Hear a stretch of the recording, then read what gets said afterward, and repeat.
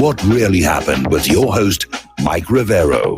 The history the government hopes you never learn. Here is your host, Michael Rivero. And aloha, America. Welcome to our show today. It is Thursday, August 8th, 2019. Sure happy it's Thursday. Sure happy it's Thursday. Sure happy it's Thursday. We have got a lot to talk about today. The phone lines are open, 800-313-9443. Mike is in our control room, ready to answer the phone, put you on the air with your comments, questions, and observations. So let's get right on into it here. And again, everybody is trying to exploit last weekend's tragedy for their own particular agenda, and there is this continuing push to try and claim that somehow or other Donald Trump is responsible for the shootings in El Paso and Dayton because of his inflammatory rhetoric regarding immigration here. But this misplaced anger is very inappropriate. I mean, Charles Manson supposedly was inspired by the Beatles, but nobody got on the Beatles case following the Tate LaBianca murders, did they? No, it was Manson and his girls who did it. The same thing here in El Paso and Dayton. It was the shooters who did it. And they're still trying to claim that these shooters are right-wingers, but it is emerging that both shooters were actually left-wing. And if you look at the El Paso Shooters Manifesto, there are some fine details in there being ignored by the corporate media. But it shows that the manifesto does not really have a coherent political viewpoint. Now, the text contains racist language targeting the illegal immigrants. It also evidences hatred toward what the writer labeled average Americans and called for a decrease in the general American population. Missing from much of the news media coverage is the manifesto promotes far-left policy prescriptions, including universal health care and a socialist-style universal income. Now, here's another case of a missed opportunity. Apparently, the mother of the El Paso shooter actually called the police before the shooting. She was concerned about the fact that her son owned this AK-style assault rifle, and the police blew her off and said that, well, because he was 21, he was legally allowed to purchase and own the gun. But at some point, I mean, if the mother was worried, somebody should have been paying attention here. Article that's coming on out here from Blacklisted News and basically saying that this idea of gun control, it's never really worked in history. And it is time to figure out what's going on inside the mind of the mass shooters. And I wholeheartedly agree. You know, there's something going on in there, but I think nobody really wants to look because they're afraid of what they might find, which is a link between violence and prescription psychiatric medication, and we don't want to upset those pharmaceutical companies because they'll take their advertising dollars someplace else here. So it's, I mean, they got this mass shooter alive, the one in El Paso. So it's a chance to really dig into his head and say, what the heck is going on? And again, were these guys on psychiatric medication? That's the question that I demand an answer to. Now, Bernie Sanders is wading on into this gun control debate, and he is admitting 99.9% of gun owners wouldn't even think of going around shooting people, but says they're still going to have to make some concessions. You're going to have to make concessions. We know you've done absolutely nothing wrong, but we're going to reduce your rights and punish you anyway, just because. All righty. Now, Joe Biden is talking about a federal government buyback program, which may be just a euphemism for more gun confiscation. And if you go back to the first Democratic debate, Biden actually said, folks, look, and I would buy back assault weapons. We already started talking about that. We tried to get it done. I think it can be done, and it should be demanded that we do it, and that's a good expenditure of money. Okay, here's the problem with buyback programs, because it's been tried before by various cities. what they wind up buying back are old junker guns that don't work any longer. They're rusted. Very often, family members will steal a gun to turn it in for the money or for the little gift card that's being handed out. The real criminals will not surrender their guns, not for a buyback program. So once again, it's disarming the law-abiding citizens and leaving the criminals to roam the streets with guns, like they have up in Chicago. All right, we got some callers on the line already. Joe in California, aloha. Welcome to the show. What's on your mind? Aloha, Mike. Yeah, Mike, they actually had the same programs in Australia and New Zealand as far as buying back guns. Mike, first I wanted to thank Lenny from California. He made some good points about federal government handing out guns and, in Fast and Furious. And then I believe Dustin, too, was mentioning the guns that they send to their Salafist Wahhabi proxy army in the Middle East. So, that's how these people think. Mike, two questions. First, have you ever had Professor James Fetzer on as a guest? Yes, a while back. Oh, okay. I'd love to hear. I've been checking his website. I haven't seen him, at least, or videos or comments on what happened in El Paso and Dayton. But also, I want to thank Mike in Brazil. He made some interesting story about the criminality in Brazil, and also the number of guns in Argentina. I was surprised to hear that. But I'd love to hear Mike's comments on southern Brazil, if he has any, close to the border with Uruguay. And then, Mike, here's my reason for calling. Philip Girardi wrote a recent column about the privatization of war. Eric Prince has been pushing for the federal government to involve the former Blackwater in Afghanistan and as well in Venezuela. He apparently met with some big wigs in Miami, some Venezuelan exiles and some Republican bigwigs on contracting his company out to do the coup in Venezuela. Do you see this as being the future of war, the privatization of war, using mercenaries increasingly in the future? Well, the use of mercenaries is hardly new. I mean, during the American Revolution, the British, who are also fighting France at the time, hired German mercenaries called Hessians to try and put down the American Revolution. So it's not really a new idea. It does, however, make the wars more expensive. Right, that's what Girardi had said. It makes it more expensive, but it does if you're using these mercenaries and not using regular soldiers. It does make it less unpopular with the public. I mean, right now the public pays no attention because, as I've said many times, there's no draft.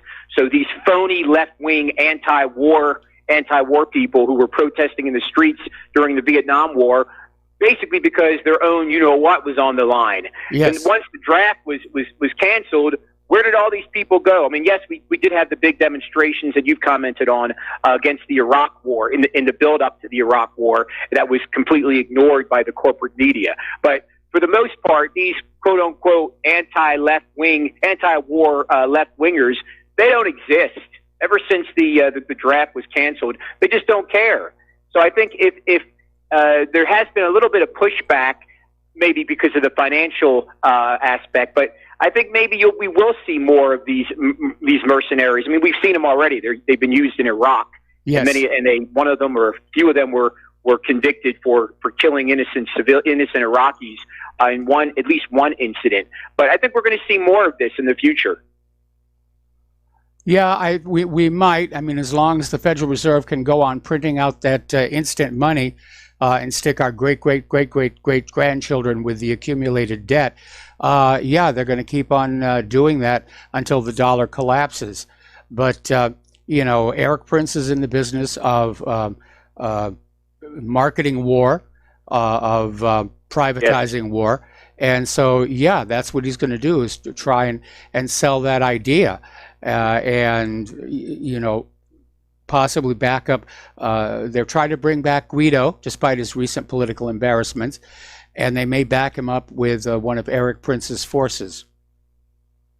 And I'm sure Eric Prince's people are also have been or are still involved in the. I'm sure they're in Yemen as well.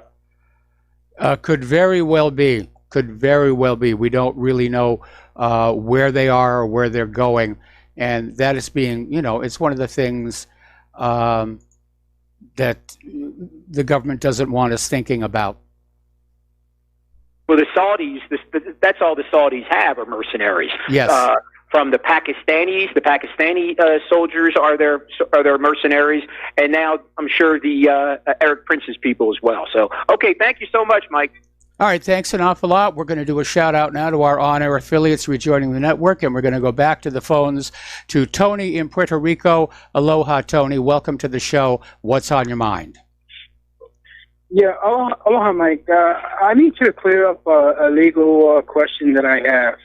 And this is in regards to also Tulsi Gabbard. I know she's not too pro-Second Amendment, but what was the purpose of the Second Amendment? Was it for hunting, or was it for other nations from invading the United States?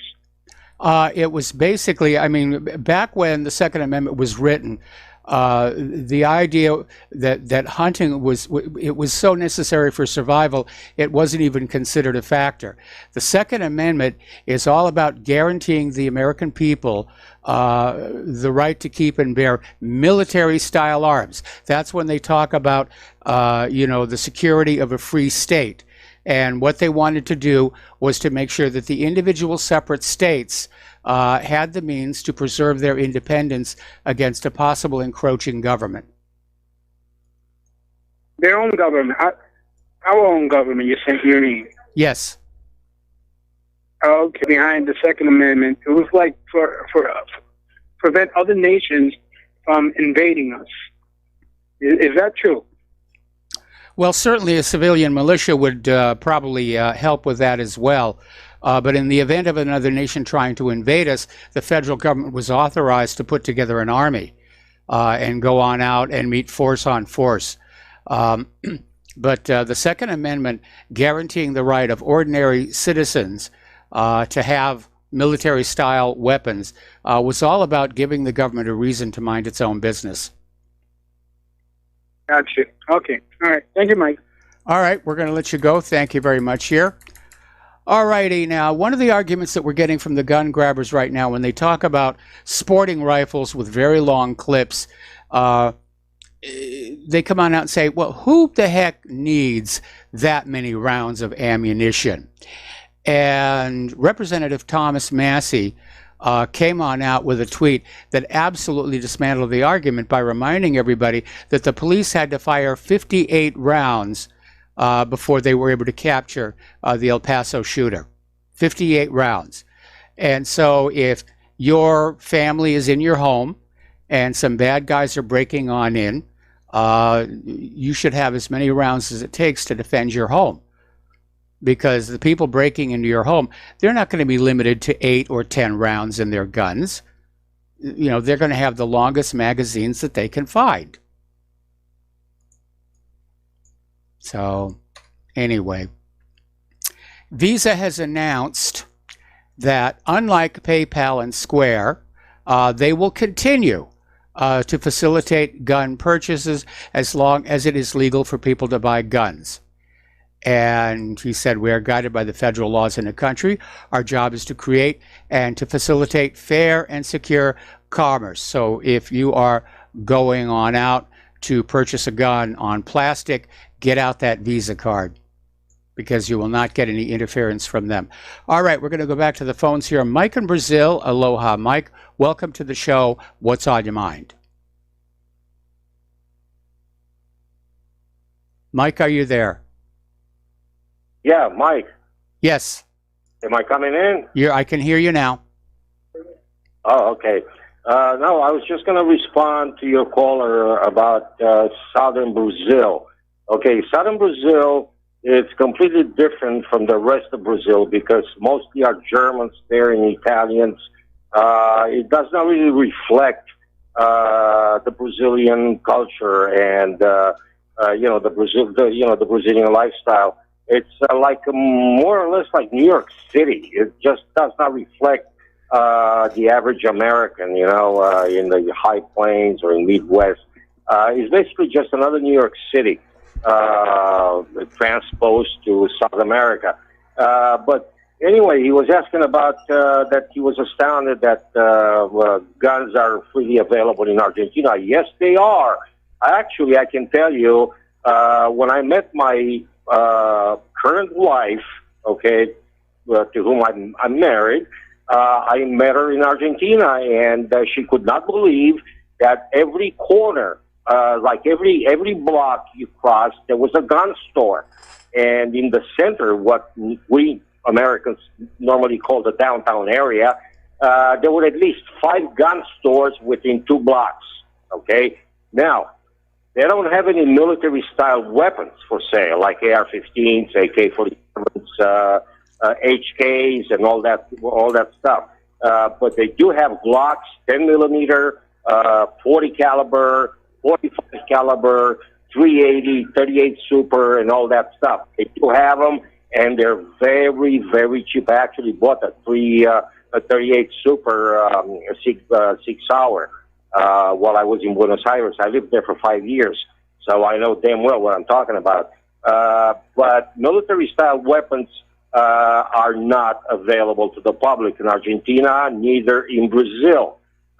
In Brazil, they have what it's called restricted calibers and civilian calibers. Now, civilian caliber, what it means is that you cannot own a gun that has a caliber larger than 380.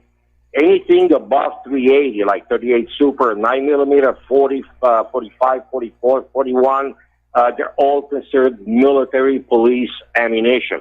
Okay, so they're not available to the general public. That's why they call it, it's restricted to the military and the police. Now, in Argentina, you can go there and rent a rifle. If you want to go hunting, and believe me, they have a large area for hunting, you can actually rent a rifle and return it. You leave a deposit, your passport. You don't leave your passport, just the copy of it with a gun store, and you can rent you actually have guides that can do that for you, for a small fee, and you can actually rent a hunting rifle. You can go in Patagonia and go and hunt whatever game they have down there. And Uruguay, I don't know anything about Uruguay, although my ex-girlfriend was Uruguayan. I lived with her for 5 years in Porto Alegre, in what your caller called southern Brazil, and I never touched on the subject with her. She usually didn't like guns. When she came to visit me in New York, when I was living in New York, she came to visit me for a month, and she was astounded to find that I had an AR-10 in my house, 7.62 millimeter. She said, "How did you buy this stuff?" I said, "Well, what do you mean, how did I buy it? It's our right. It's a constitutional right here." And she said to me, "Whoa, this is the first time I see a military rifle." I said, "Well, it's not actually a military rifle. It's a civilian version of a military rifle."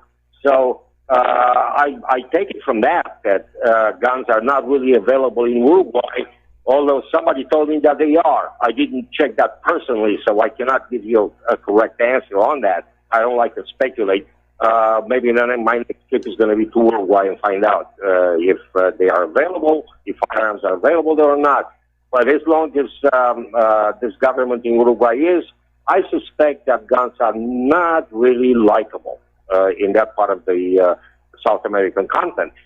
So what I want to tell to your first caller is that southern Brazil is a very nice area. It's cold. It gets very cold in July and August because that's what we call the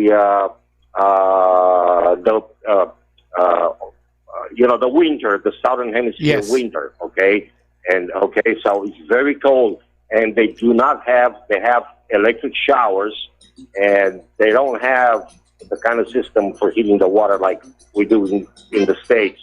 So okay, well, Mike, I got to put you on hold. Don't hang up. We'll be back after these words from our sponsors. Aloha, America. Welcome back to our show. And once again, we're holding our hands out and asking for your help to keep Republic Broadcasting Network on the air, doing the very important work that we are doing to keep you fully informed in this age of lies that we're living in here right now. So the postal address where you can send a check, money order, or if you prefer anonymity, cash, is Republic Broadcasting Network, 2251 Double Creek Drive, number 302, Round Rock, Texas, 78664. The phone number where you can make a credit or debit card donation or pledge to be a recurring subscriber is 800-724-2719, extension 1 during normal business hours, extension 3 at all other times. The network thanks you. Okay, so we're talking with Mike in Brazil, and Mike, the other day when you were talking about how the gangs that are like in places like Rio, they are getting AKs and ARs, I think you said from Paraguay, that you can buy just about any gun you want in Paraguay. Absolutely, yeah. Well, this was my next point I was going to talk about. Now in Brazil, the legal type of ammunition you can buy now it has been legalized by Bolsonaro's government. Before that, you couldn't buy anything, not even a 22. You could not buy that. Not even a shotgun, a 16-gauge shotgun. You could not even buy that. Now, Bolsonaro repealed that law, so now you can purchase firearms provided that you pass psychological tests and all that stuff to see if you're not crazy or something like that, right? So Yes. now, but in Paraguay, they don't have that. In Paraguay, I think is the only country in Latin America, actually in South America, where you can actually purchase a fully automatic rifle or fully automatic submachine gun, like Uzi I told you about the other day. Yes. That I recused myself from buying it because I could not take it into Brazil without breaking the law. So the thing is, in Paraguay, you can buy anything. It's legal. They actually have shops right before entering in Brazil. They have shops, gun shops. You can go in there. You pay the guy. It's a fair price for the weapon. And whether it's a fully automatic or a single shot or a repeater or something like that, it doesn't matter. The guy will take it to Brazil for you. Well, of course, that's illegal, okay? Yes. But I'm talking about Paraguay. If you really want to enjoy firearms, Paraguay is the best place to go because they don't have any prohibition against fully automatic weapons. So in terms of Brazil, living in Brazil, I wouldn't like to live in the south because it's very cold during our winter here. Yes. That's why I live 3 degrees below the equator. It's equatorial climate. Now I purchased a piece of property in the Amazon. It's a nice area, and there are a couple of ranches around, and it's about 60 kilometers away, or maybe I would say maybe about 35 miles in the English system. To the nearest grocery store if you really need something, and it's a beautiful place. And I bought it dirt cheap. Actually, it was not me who bought it; it was my wife who did. So I got to clarify that. So it's beautiful. In the south of Brazil, it's good as long as you can put up with the cold because they don't have central heating. Okay, you got to keep that in mind. Yeah, well, that's something Claire and I are going to have to deal with in Indiana. We've lived here in Hawaii so long, we're acclimated to the tropical climate. And I remember the brief time we lived in Washington State, Claire didn't really do good with the winter weather. I tolerated it a little bit better because I grew up in New England. Anyway, listen, Mike, thank you for the updated information on Brazil. We're going to start with Dustin in New Jersey. And Dustin, I'm going to have to take you through the next commercial break. What's on your mind? Yeah, real quick on Brazil. Yeah, not all of Brazil is like, crime-ridden, gang-filled. It's the cities. The outskirts are not that nowhere near. It all has to do with corruption. Corruption brings all this crime. With the police and the government officials. But Brazil, they say is beautiful. I've never been there, but I know people who have been, went there, and when they go there, they have security, and they go into these enclosed areas that are like gated communities, I guess. Yes. But good luck to him because but stay there because probably going to be a lot safer eventually than over here in the United States.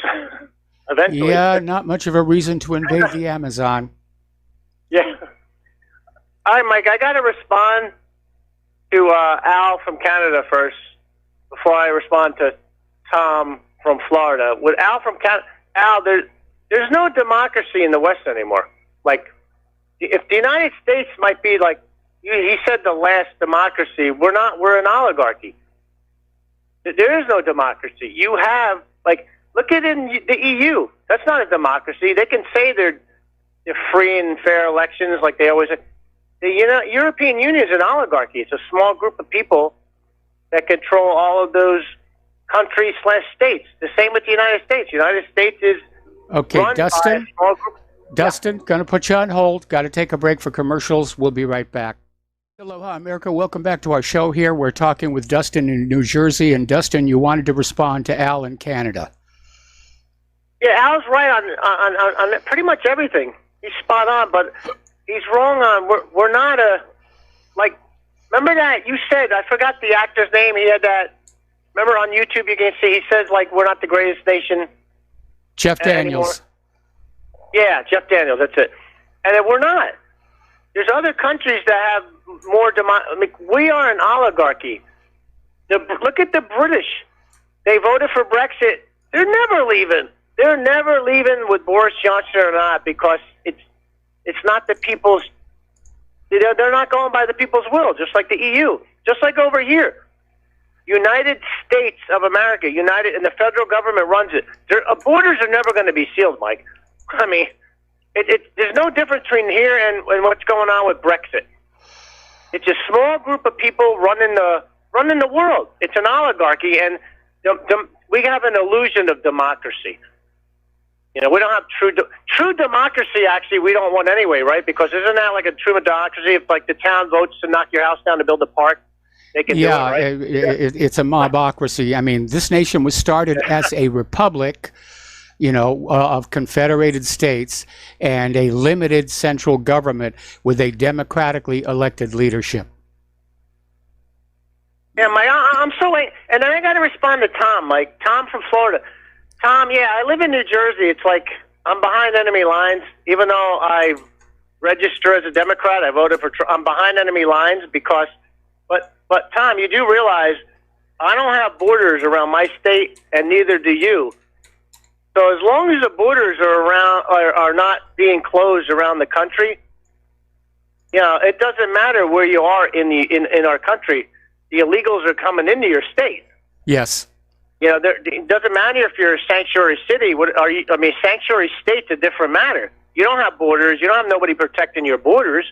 So you got a lot of illegals streaming into Florida. What do you think it's going to be like in the next 5, 8, 10 years? It's not going to get any better. No, it isn't. And I just don't know where we're going from here. It's like I get so angry. I get so angry. I mean, I voted, like, I got to go back. I voted for Trump, but nothing's Tom calls in all the time saying, when are they going to arrest these people running these things? They're not. They should have, but they didn't.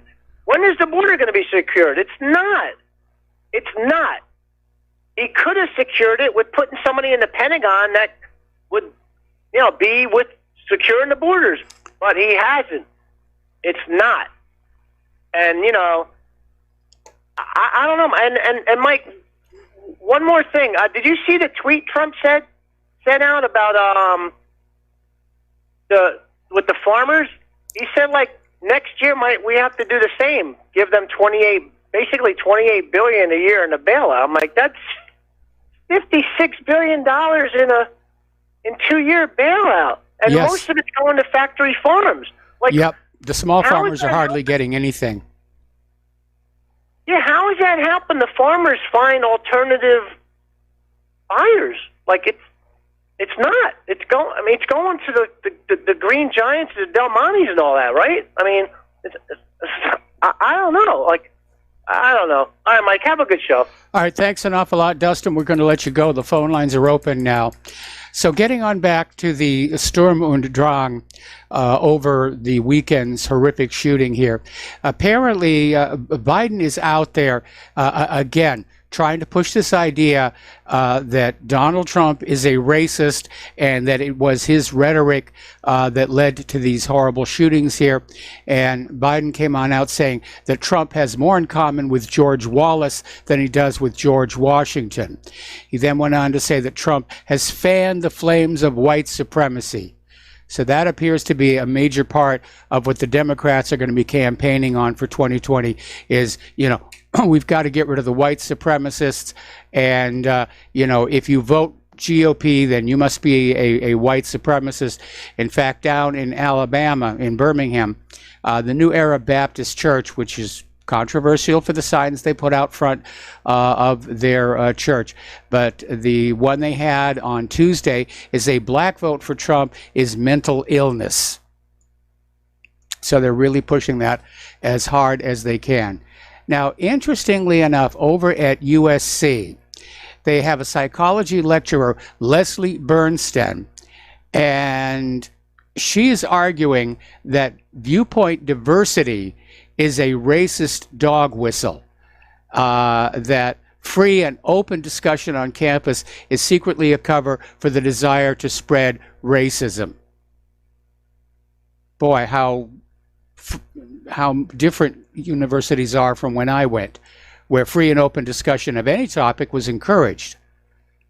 But now the idea is basically that if you want to talk about the problems with illegal immigration, you must be you're a racist, you're a white supremacist. So it's a full court press. It is definitely a full court press. And adding fuel to the fire, Alexandria Ocasio-Cortez came on out basically saying that white people are all white supremacists. They may not realize it because white supremacy is often subconscious and it remains dormant. And she says that many of us hold white supremacist views without realizing it. So this is really getting out of control. I mean, talk about painting with a broad brush. All right, we're going to grab another phone call here. Tom in Florida, aloha. Welcome to the show. What's on your mind? Yeah, Michael, good day to you. And I just want to respond to Dustin in a minute, but and a few other things that's going on. All these illegals keep coming here. Why are they? If they're so bad here, why are they coming here? If there's white nationalists and all that, why are these people coming here, Michael? Why? Because they're getting free stuff. Why are they coming here? They're getting free stuff. And who's behind? And Dustin talked about it. He lives behind enemy lines. Okay, we know what he does live behind enemy lines.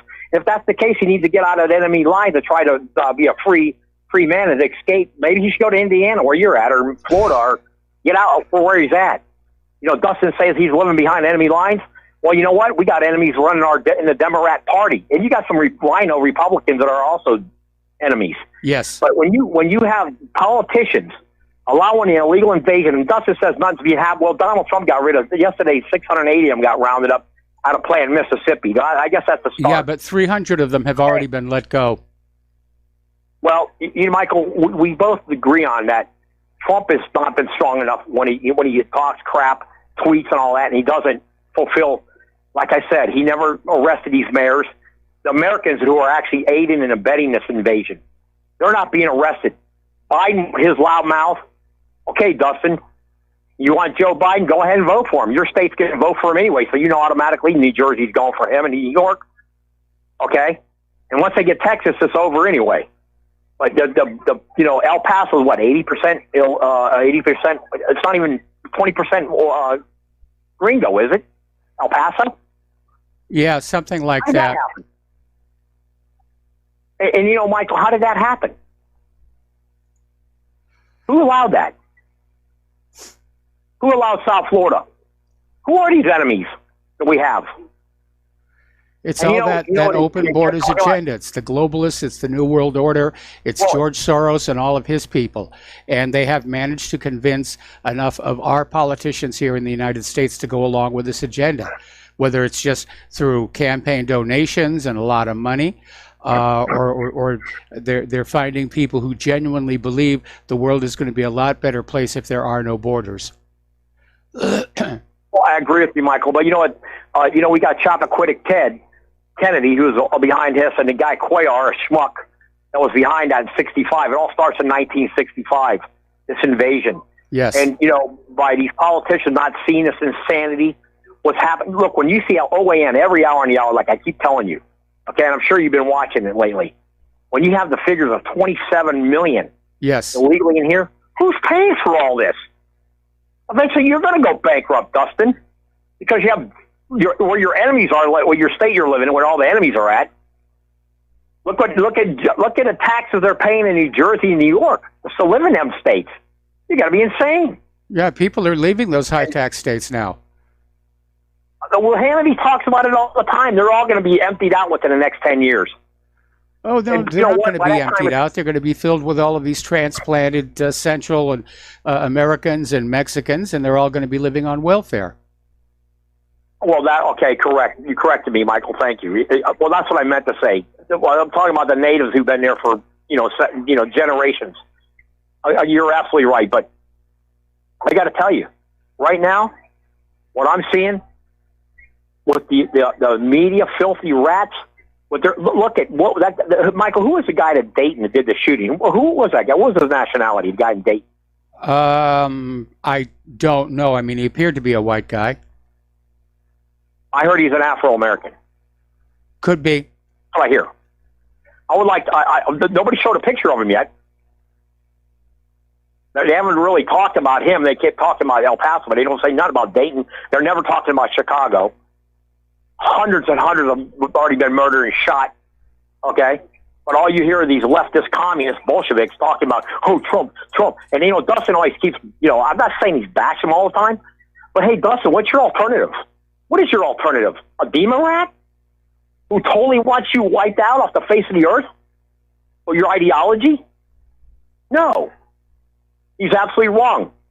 At least we have a guy that actually brought some to the table as far as, hey, man, this would have never been exposed by Hillary.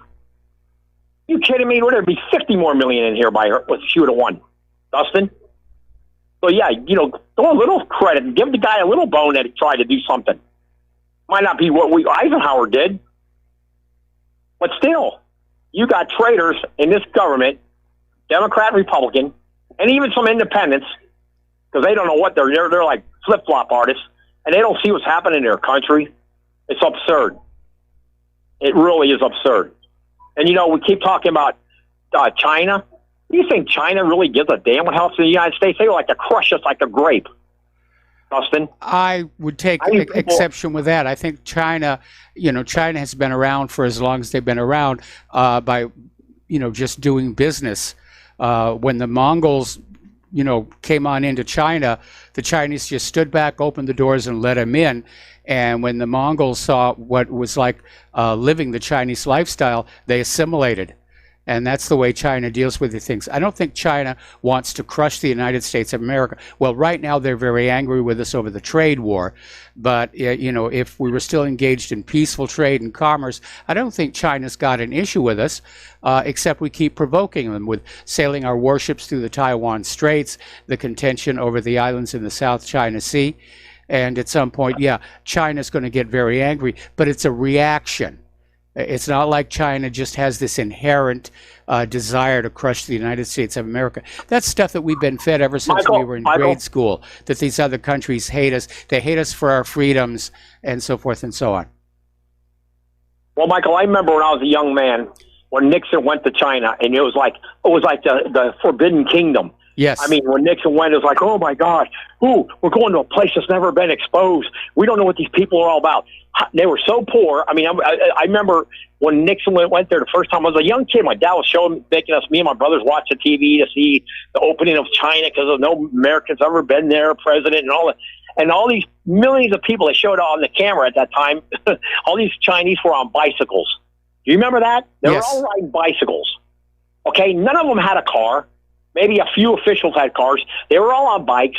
And this was in, 1974 he went there, I think it was, 74? Yes. Okay, in 74, Nixon goes to China, or 72 or whatever it was, and all these bikes, and they all have the same like suits on from the Communist Party. And I'm like, I was a kid, and I remember, wow, what kind of society is this? It's pretty cool. Everybody's got a bike. Nobody has to worry about fixing cars and all that. Now look at them. They're producing all the cars in the world. They're producing everything. And, they did take over manufacturing for cheap labor. Okay, look, Michael, how did this happen? Who sold that out? It's all about money, isn't it? It's all about the money. Well, it was our corporate CEO culture, and a lot of that goes back to the MBA generation in post-World War II. And we created a management class that had no emotional connection to the process of manufacturing in this country. It was just, hey, we'll just send it offshore. It was a sellout. And the tax codes were actually changed to encourage this. Exactly. And I totally agree with that. And, Michael, one more thought. You think John F. Kennedy would be a Democrat nowadays if he were to run for president? Hard to say. I mean, both political parties have just mutated so much since Kennedy's days. I imagine he probably still would be for traditional reasons, but he would have to definitely run a different campaign. I don't think so. No, if John F. Kennedy ran for president, Michael, I do not believe he'd be a Democrat. Ain't no way in hell. No way. Not what he was going to do with not with his policies. No way. They would throw him right out of the party. Look at how leftist they are right now. Obama's considered a conservative, Michael. Yep. So, it's total Bolshevism. Bolshevism is taking over our government. That's all there's to it. And organized crime. And organized crime. And you know what? And I give Destin credit. I give him a lot of credit for admitting to the truth that he's living behind enemy lines. I got to admit that was a great statement. But if that's the case, maybe he should think about going to Indiana or maybe Florida or maybe even Georgia. I don't know. But to stay in Jersey with all that nonsense, the weather, the taxes, the illegals are going to keep pouring in there, like you mentioned. I don't know. Like you said, I believe in the next 10 years, New Jersey, New York will be completely run by them. Well, people are abandoning the high tax regions. The population here in Hawaii is actually in decline right now because everybody's moving back to the mainland, and they're moving to the rural areas where the cost of living is just going to be lower. And that was a big reason for Claire and I to do that. I mean, I liked being in Hawaii. I've been here long enough to think of myself as Hawaiian. But it's time, it was just time to get out of here. And I know it's hard to move. It costs a lot of money. I'm going through all of that right now.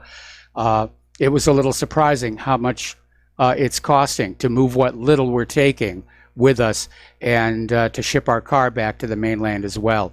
So, but in the long run. Well, Michael, if you ever think about moving to Florida, give me a call. I'll tell you a couple of good places really cheap.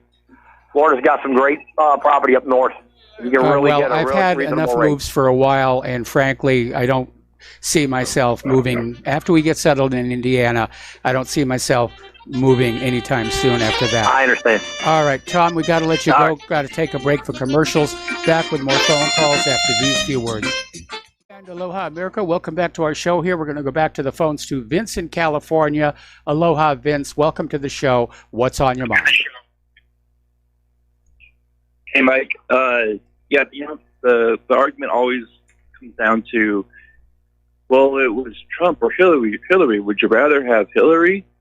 But it's always going in the wrong direction, right? Like conservatives just end up going left. They just go left at a slower pace, right? I mean, they have the people that Trump was the only one who had the rhetoric where he would sound like he wasn't going to go left. But if you look at, immigration statistics, everything else, the 0 miles of wall built, all the other failed promises. Well, 0 miles of new walls built. Anyway. They have repaired some of the old decrepit ones. Yeah, that's right. New wall. But it's not ahead of schedule, and it's not. Mexico's not paying for it. The thing is, sometimes I think about what a Hillary presidency would look like. It would be horrible. But who knows? I mean, the only way you're going to get change is from like a revolution. And the boomers, Trump will, Trump might satisfy them or whatever. They're going to think that this guy has some hope in this guy, that he's going to do something, whatever, and that their grandchildren aren't going to be doomed. But, that's really why Trump is there. It's just like, I'm going to rile you guys up. I'm going to say all the right things. I'm not going to do any of it. And you're all, and then he's in for another 4 years or whatever. I almost wonder if Hillary would have been, if the Hillary presidency would have been so bad that maybe we would have had the necessary revolution or whatever, the acceleration to where people would say, oh my God, I can't take it anymore, whatever, this thing's going to collapse. And we finally, that would actually cause real change. Without it, boomers are gone. And then their kids are going to grow up and they're already outnumbered at high schools and stuff. So the next generation, even more so. And they're not really going to have any say in anything. And if you look at the way that the birth rates are, they're just going to become a smaller and smaller minority. Yes. And, it takes, there are people in Texas. There's like a Hispanic population. I forget the term for them, but they've lived there for generations and they vote right. But that took generations and generations, because when you first come over here, you don't really know the history of the politics. You don't know about Epstein's pedophile island and all the upper elites that are running things, right? You want your PlayStation and your Buffalo Wild Wings, and you just want a roof over your head. You really don't care. And I think they take that into consideration. And so, unless you totally stop immigration and we wait generations, maybe they would vote right, but I kind of doubt it. The other thing is, and you think about China, well, you know what? I think if we were a territory of China, we probably wouldn't have much religious freedom or much freedom at all, but we already don't really. I mean, you're going to lose your PayPal, you're going to lose your Facebook and everything else. And, yeah, we already China's have. not going to replace the population. Anyway, listen, Vince, I hate to cut you off here, but we got to take a break for station identification. We'll be back with more phone calls after these few words. Aloha, America. Welcome back to our show, hour number 2. The phone lines are open, 800-313-9443. And let's take a phone call from Kevin in West Virginia. Aloha, Kevin. Welcome to the show. What's on your mind? Hello, Mr. Mike. The two shootings over the weekend are on my mind. The one in El Paso and then the one in Ohio, on Dayton, Ohio. The one in El Paso, I got a lot of questions about that. The guy went in with an AK-47, one clip, and I don't think he could have done what he allegedly had done with one clip. And then the guy goes and turns himself in a couple blocks down the road, and the police don't beat him up. That doesn't, in the biggest Walmart in the area with their security guard. Come on, none of this. And plus, they're also reporting they had another downed. They had shot a suspect and the police had shot a suspect and killed a suspect and was told to cover that up. And as well as a reporter reporting on 24 minutes before the event happened, yes, came out and said that oh wait, this hasn't happened yet. I have major questions with El Paso. Now, yes. As far as Dayton, Ohio, yes, I do believe that's real. Absolutely. And I wanted to elaborate a little bit more on, you said, he was definitely a left-leaning person. I don't know if you ran across about his porno grime band that he was into, his little heavy metal band, Satan. Yeah, I heard about that. Wow, is all I got to say is wow. And you're right. These mass shootings, although tragic as they are, the media hypes them up. And I think this one in Ohio was absolutely, and if this thing happened in El Paso, I think was a copycat thing in Ohio. Not 100% sure, but I'm leading to believe that way. And this thing in El Paso, it stinks. I don't buy it. I just don't buy it. But the one in Ohio, yeah, I do buy it. But I would really like to know what's going on in El Paso, especially with the FBI involvement right away. Yes. The transparency with Ohio compared to El Paso, night and day. Well, I'm convinced El Paso was a staged event to push the gun grabber agenda. I'm still making my mind up about Dayton. There's very little information coming out from Dayton, and probably that's being done so that we don't have any information to work with. I'm not ready to commit and say that it was the real deal. But again, if it was the real deal, was this guy on prescription psychiatric medication? Probably. I mean, these SSRIs, it's so horrible. They've tried to put me on them before, and I refuse. I'm like, no. It says right on the bottle, it can cause homicidal tendencies, suicide thoughts, and oh, by the way, the very first part, can cause death. I don't think I want to take one of those pills. Yeah. just for that reason. I mean, it's insanity. This is. Wow, is all I gotta say. Like it just gets more bizarre as every day. Just bizarro world is what I call it. That's all I had to say. I was just wondering if you had heard anything more about with the 24-minute lapse that this lady came out and said, "Oh wait, that this hasn't happened yet." Yeah, and that was at the Fox affiliate, and that video has gone viral around the net, and I'm sure that social media is trying to erase it every place they can find it. But if I'm sure a lot of people have kept local copies. I certainly did. So it's huge an embarrassment is when the BBC reported on the collapse of World Trade Center Building 7 26 minutes before it happened. I mean, could that right there, this video right here, be the smoking gun, that this thing in El Paso was completely staged? Yeah, to me it is the smoking gun. And again, there are so many other aspects of it that just don't make any sense. Why did this guy feel he needed to drive 650 miles from where he lived to this particular Walmart when there were Walmarts all over the place? And that just strikes me as weird. Absolutely. Well, thank you, sir, so much for your time, and that's all I had to say.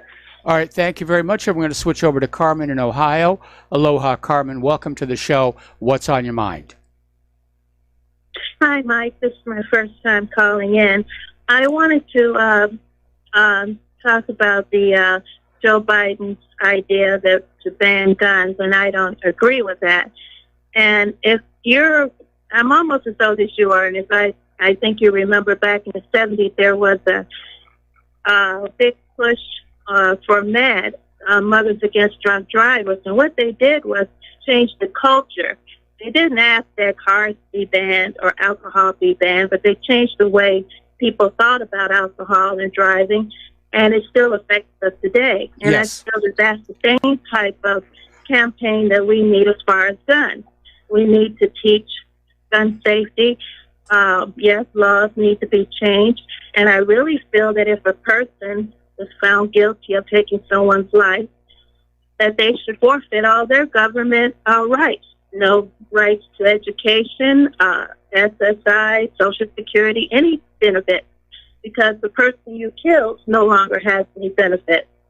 So I don't think you should either. And I think if we really bear down on these people who are doing the killing and stop pacifying them and make those laws even tougher, along with the checks and everything else, then maybe we can get a hold to it. Because if you really think about it, MAD did so much that even today, it still is in effect. There are jobs you can't get if you have a DUI. We came up with designated drivers. So yes, we need to change the culture, not ban guns. Well, you were talking before about, teaching people how to handle guns safely and responsibly. That was the norm when I was a kid. Everybody had guns. You got your first gun on your 12th birthday, and you got the lecture on gun safety. And yes, we'd take our guns to school and leave them in the cloakroom, because on our way home from school, we'd chase the critters out of the farm fields. And that was just normal life. And we didn't have mass shootings. We didn't have killings. As far as when somebody like either the El Paso shooter, he's killed a bunch of people. Normally I'm opposed to the death penalty, but I think in this case it's appropriate. Yeah. Well, I grew up in Chicago, and I do know how to use a weapon, and that's only because I'm a veteran. But I'm not going around shooting people. And I just think that Biden is wrong. I believe the liberals are wrong, and I don't think the answer is taking away the guns. The guns are not shooting people. It's the people. It absolutely is. But see, the real agenda here is that the liberals want a totally disarmed society so that we have no choice but to do what they tell us to do. That's the real reason behind government disarmament programs, is to turn people from citizens into subjects and basically, set them up to be ordered around, to be enslaved, in many cases, to be killed. Every single genocide of the 20th century was preceded with a gun ban on the targeted population. Exactly. So I'm not sure what will happen in this next election, but I cannot vote or support anyone that wants to ban guns. Period. Yep. Okay, thank you, Mike. And you and Claire have a good evening. All right, thanks an awful lot. We're going to let you go and switch over to David in Iceland. David, thank you for waiting so patiently. What's on your mind? Hello. I was just thinking, I have a suggestion. I'm not sure your listeners will like this. But I was thinking, because you're moving to Indiana and you want to, try to keep your show on as well. Yes. So I was hoping your listeners could help you by not doing this invite on your show while you're moving. Okay. And also, when they, use their spare time to find some interesting news and try to tell you about them on air while you're moving. Well, I have a lot of people who send me news leads via email, and I've already set up this portable computer that I can broadcast with. We tested it from Kauai the other day. I have a few more things to do on it, like set up my email accounts, but that's good to go. I still need to set up a computer so that Claire can do what she does while we're moving, because it's going to take 4 weeks for all of our stuff to get from here to Indiana. And, I know it's going to be tough on you. It is tough. I wrecked my back again yesterday picking up something that I shouldn't have picked up. And I keep forgetting I'm not a young, strong man anymore. Yes, this is just a thought. I will direct this to your listeners and let's see what they think about this. Okay, thank you, Mike. All right, thanks an awful lot.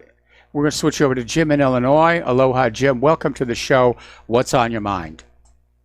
Hello, Michael. Regarding the shooter in Dayton, Ohio, I heard an interview with his girlfriend. She stated one of the reasons why she left the guy because he was seeing a psychologist and he was labeled as a schizophrenic. And apparently he was involved. Yeah. And apparently he was involved in heavy, what do you call it, that kind of music? Heavy rock music? Yeah. Metal music, that's the word. And also he was doing some weird stuff. One of the reasons why she did leave him, she would invite her over to watch some of these mass killings and other bizarre stuff. And she said, I got to leave this guy. Yeah, sounds like a very smart thing to do. Right. Here's the situation. I know about patient-doctor confidentiality, but clearly this psychiatrist knew there was a potential risk there, and I think somebody needs to sort of call him out and say, you could have prevented this. Well, there's a lot of cases like that where a psychiatrist won't do anything, because of that confidentiality.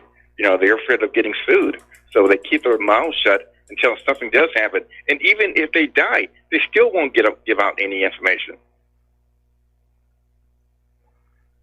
Well, I think a critical piece of information that does need to get out is what medications this guy was on.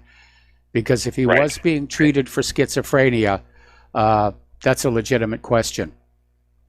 Right. And the final topic, regarding that raid down in Mississippi where over 680 people were arrested. Yes. Okay, today there was a hearing, not a hearing, but a interview with the reporters and the attorney general down there. He said they don't know if they're going to file charges against the company. I mean, don't you think, if they've been investigating this company for over a year, don't you think they would have had some charges by now or even shut down the plant? Well, certainly guilty of Title VIII violations, but again, there's sort of this nudge, nudge, wink, wink, say no more understanding of not getting in the way of the flood of the illegal immigrants. And as I mentioned to the earlier caller, apparently 300 of the 680 people arrested have already been released. Right. Can you think of any company that has been shut down or fined due to hiring illegals? Yeah, there have been a few. I seem to remember there was this kosher processing plant. They had to pay a stiff fine for using undocumented workers. Was that the one in Iowa? Was that the one in Iowa? I think that may have been the one in Iowa. But the reality is that with 27 million illegals in this country, some of them, they're working somewhere for someone. And not only that, a lot of these jobs are not low-level jobs.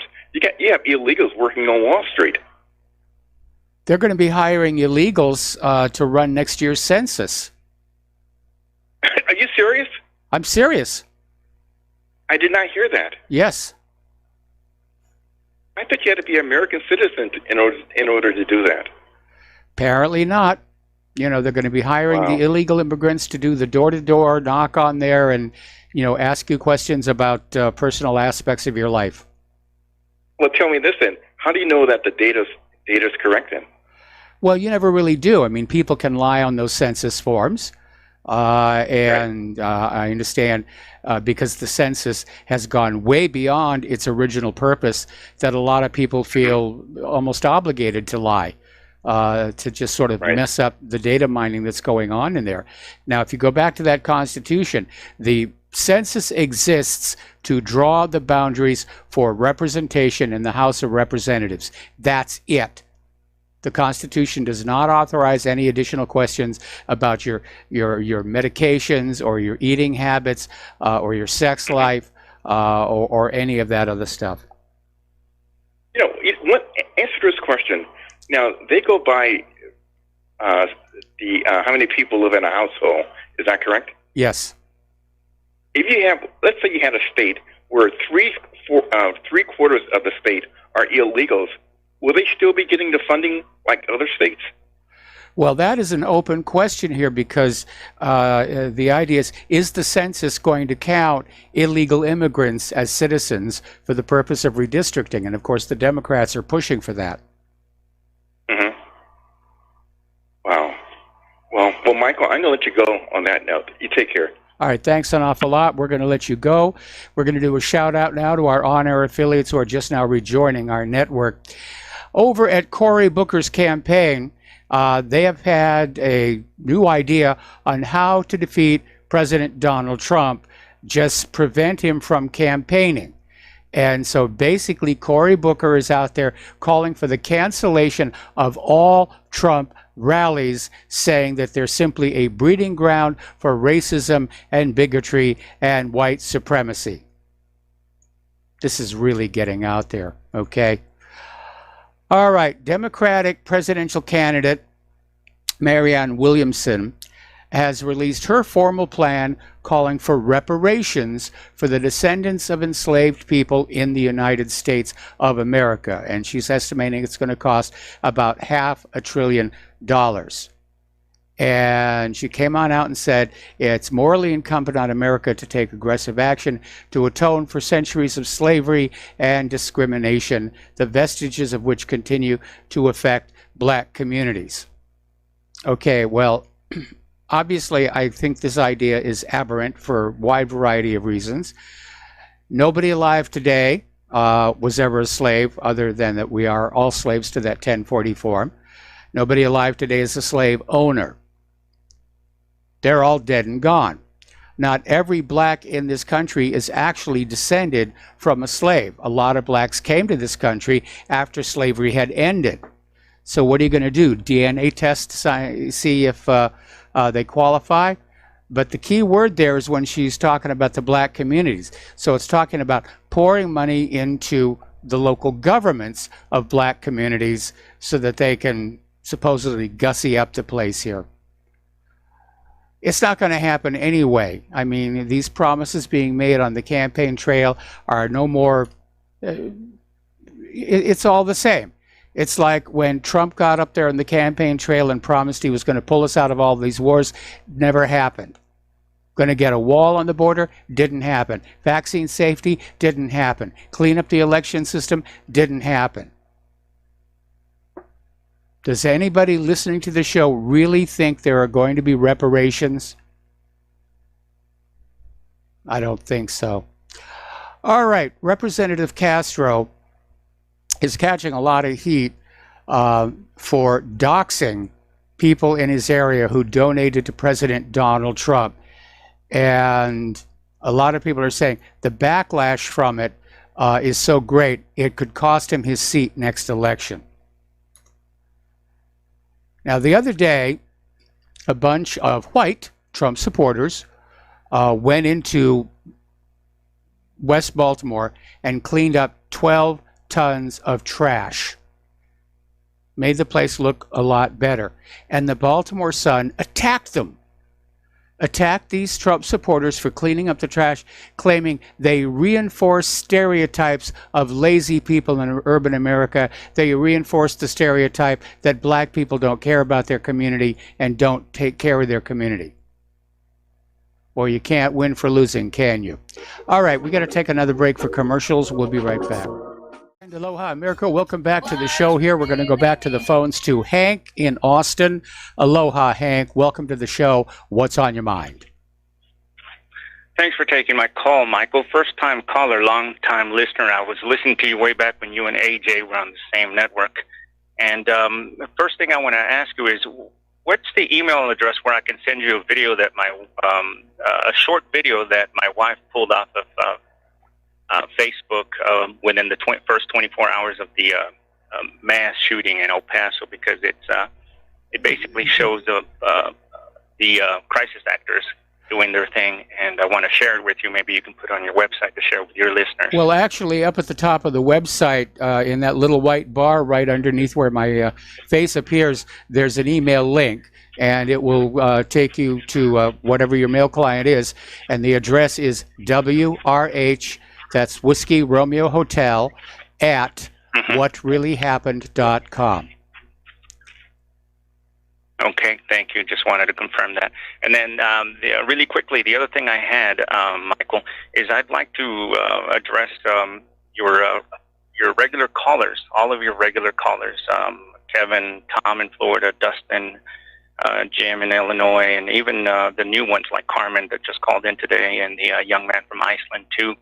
If they would be so kind as to go to BitChute, I don't want to take your time with this. I'd like for them to watch this video and then maybe call into you so they can share their opinion with it. But on BitChute, there's a video called When Astronauts Rise from the Dead. Again, When Astronauts Rise from the Dead. If they would be so kind as to watch that on BitChute, When Astronauts Rise from the Dead, and call into Michael, because we're not going to get anywhere until we're all on the same sheet of music as far as a level of wokeness, of alertness as to the degree, the level of deception that this demonic synagogue of Satan has on us. So, if we're all scrambled about, we all agree on the Federal Reserve, we all agree on this and that, but there's certain things, and I care for you, I really do. I pray for you every day. I know you're not a man of faith, but my wife and I, my kids and I, we pray for everyone on RBN. But there's something that I really, really need you to just be awake to, and if these regular callers could watch that video and call into you, maybe they can share their opinion as to, maybe they can nudge you a little closer to join those of us who think that we're lied to, we're lied about everything, things that you don't necessarily agree with us on, and that's it. Well, we're never going to agree with each other 100%, and that's perfectly okay. The idea of having peaceful, rational discussion is what used to keep this country from becoming violent.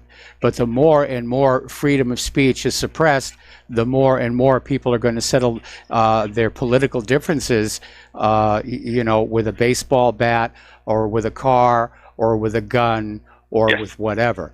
And so we have to keep that dialogue going. Absolutely, I agree with you on that, but it's just that the evidence that is shown in that video that I just asked your regular callers, all of your regular callers, if you're listening, the evidence that is shown on that video, we need to share it with Michael, please. And please continue to pray for RBN and continue contributing as much as you can. That's it. Thank you, Michael, for taking my call. Thanks an awful lot, Hank. We're going to let you go here.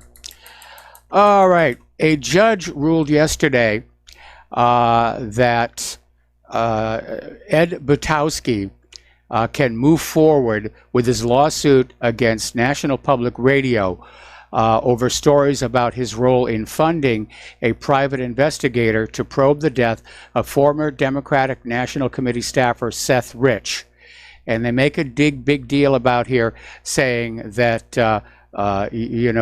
this was all condemned by Rich's parents.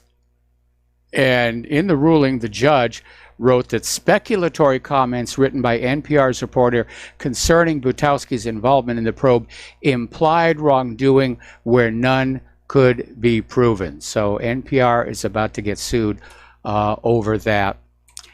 Okay, this story caught me a little bit by surprise, and then I sat back and said, no, when you look at how many of our politicians get linked to the drug cartels, it's not that big a deal. But in ifpnews.com, a Canadian police inspector has disclosed the results of investigation into a drug trafficking case that provides clues about U.S. National Security Advisor John Bolton's involvement in money laundering and suspicious financial transactions.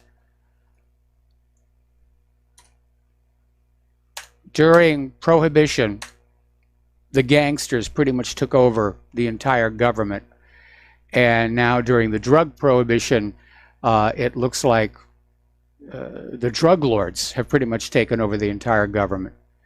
Remember when we were talking about James Comey when he was on the board of directors at HSBC, and that was during the same time HSBC was laundering lots of money for the drug cartels. So that drug corruption, it's poisoning our entire society. And I believe that in the end, what they're going to do to solve the problem is what they did in Prohibition.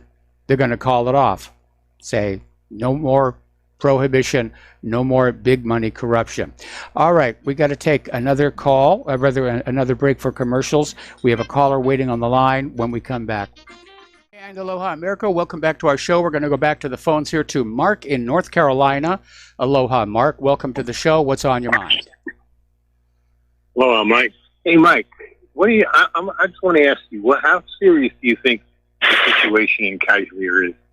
Do you I think it's very serious. They're already reporting heavy fighting along the line of contact. You've got demonstrations all over Pakistan against India's revoking the special status of the Kashmir region. Pakistan has now closed their airspace to all Indian air traffic. This is definitely escalating very, very rapidly, and they're already talking about war over the Kashmir region. And you need to remember that both of these countries do have nuclear weapons. I know. Okay, that's what I wanted to ask you about that. I know. I think each one of them has over 100 nukes. I mean, they're basically pretty much like Israel. You know, except they declare their nukes. I think Israel doesn't. But we know for sure that if they went at it, God forbid, believe me, God forbid, what do you think could be the result? Just if it remained localized? Because I heard something. I think it was on Crosstalk, RT Crosstalk. Yep. I forget which one of the people said it, that I think it was a special guest or something like. Anyway, he said that if you had a distant exchange, forget about the United States, Russia, okay, exchanging each other. If you just had a nuclear exchange, if they unloaded on each other with all their weapons, that could pretty much destroy the world because of global warming. I mean, nuclear nuclear winter. Do you think that's possible or what? It's certainly not going to help the situation with all the radiation that's already floating around the planet.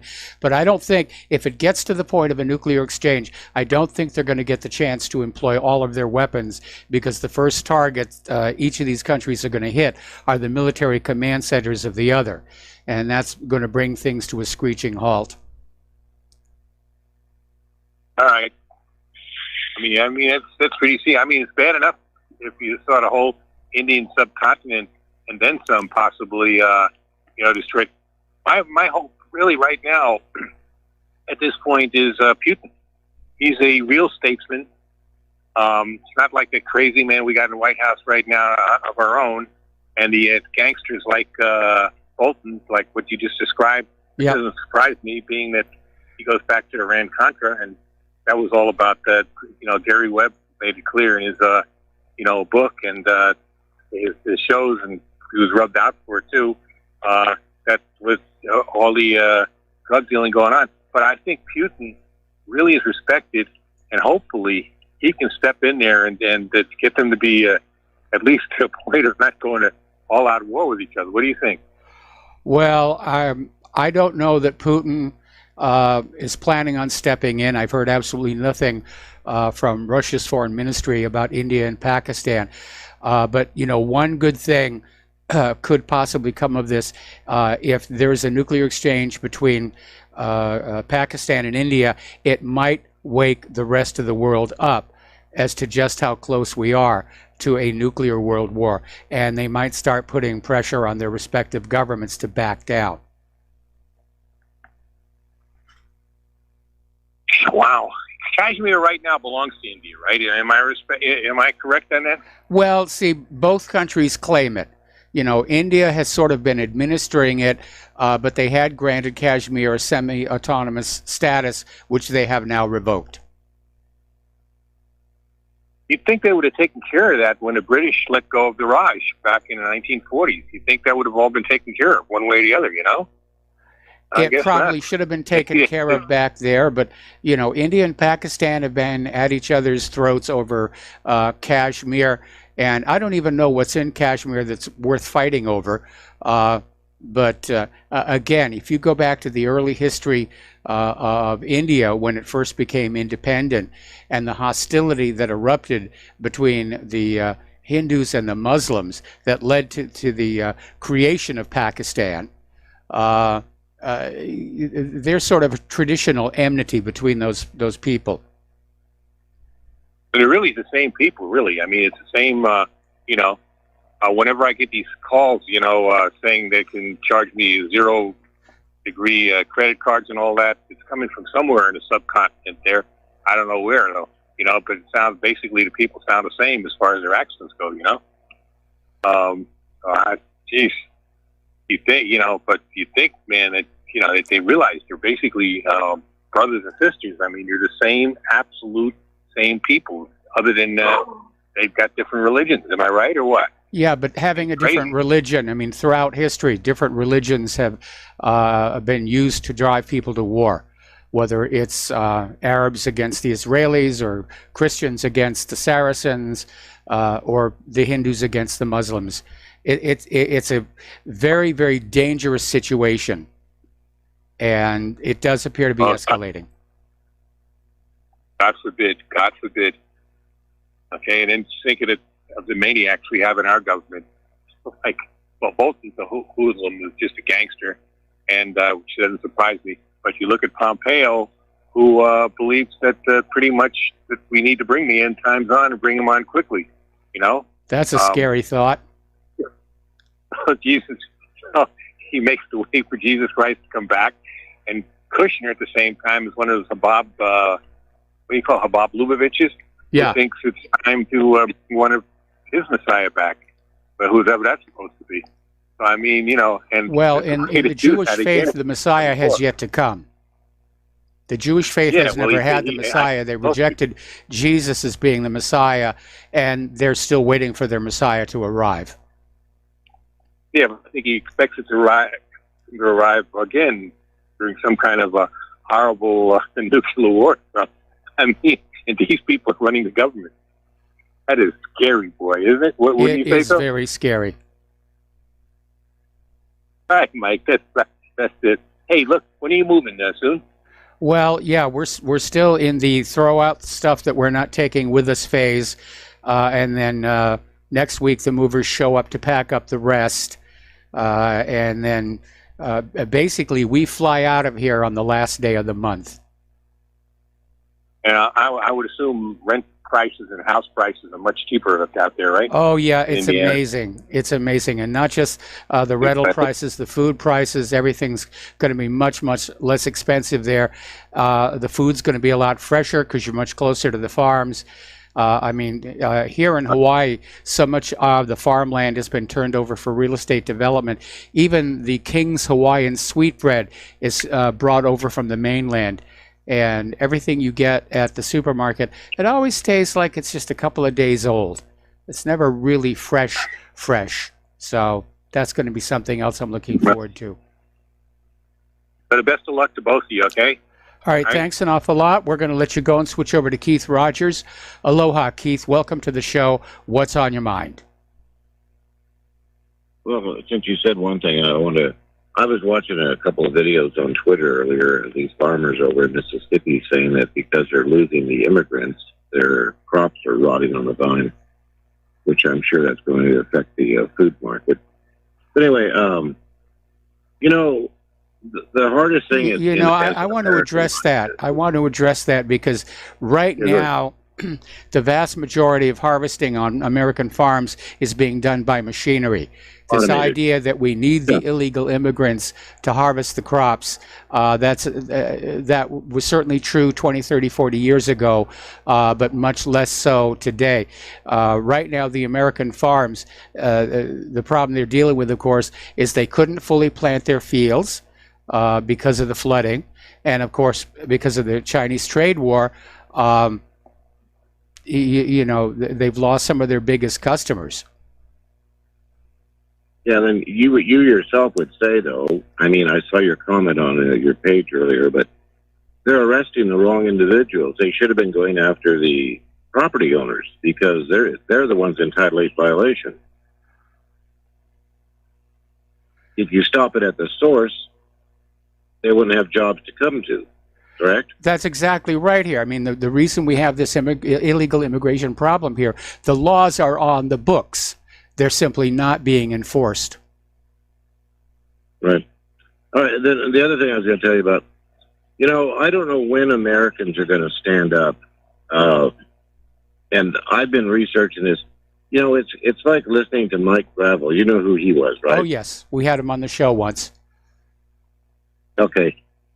With all he went through to get the Pentagon papers released, and they basically destroyed his career after that. Yes. And we find that the FBI, the CIA has been behind everyone that's anti-war to destroy them. Yes.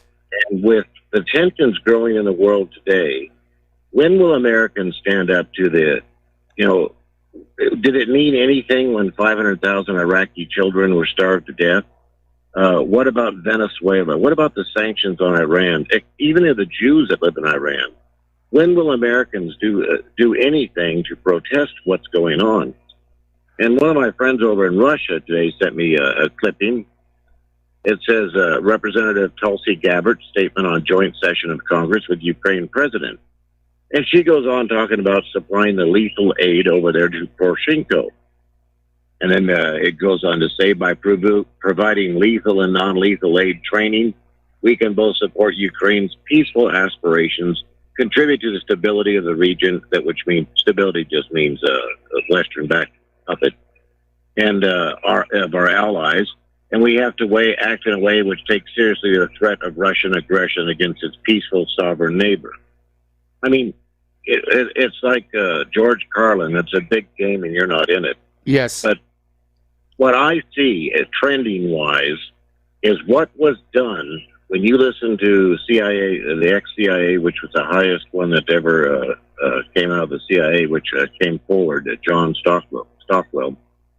When you listen to what he said about the illegal wars, all brought out through the Church Report, your other caller mentioned there earlier about Oliver North, These dirty wars, which have killed millions of people, they're the reason why the economies have been destroyed. America itself hates democracy, and that's their key word itself.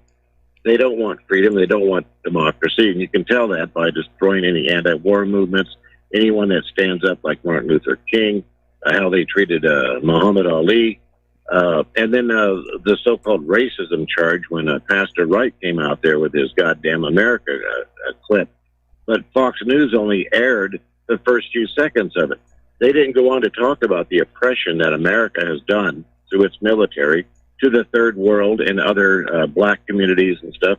And then we get down to the fact is when you put this in its entire perspective, what was done abroad is now being done here with the civil. I mean, this is how the CIA works and stuff. They leave their stay-behind forces, Al-Qaeda, ISIS, whatever like that, to disrupt any civil type of a response to help build a country up. The big corporations come in, just like they're doing to America. Yes. I recall when I was younger, union wages, 40 hours a week, health care, all that, vacation, pregnancy leave if you're a woman, like that, all that's gone. It's all part-time jobs. And even Trump himself said that the corporations need immigrants. And so they will allow immigrants. And we've read on the paper here about how many, the number wise of how many immigrants will still be coming into the United States and stuff, And this is so that the big corporations don't have to pay a higher wage. And those that do, like that shop over there in Florida, in Portland, they just close their jobs. They shut down. They're not going to make a livable wage for Americans here.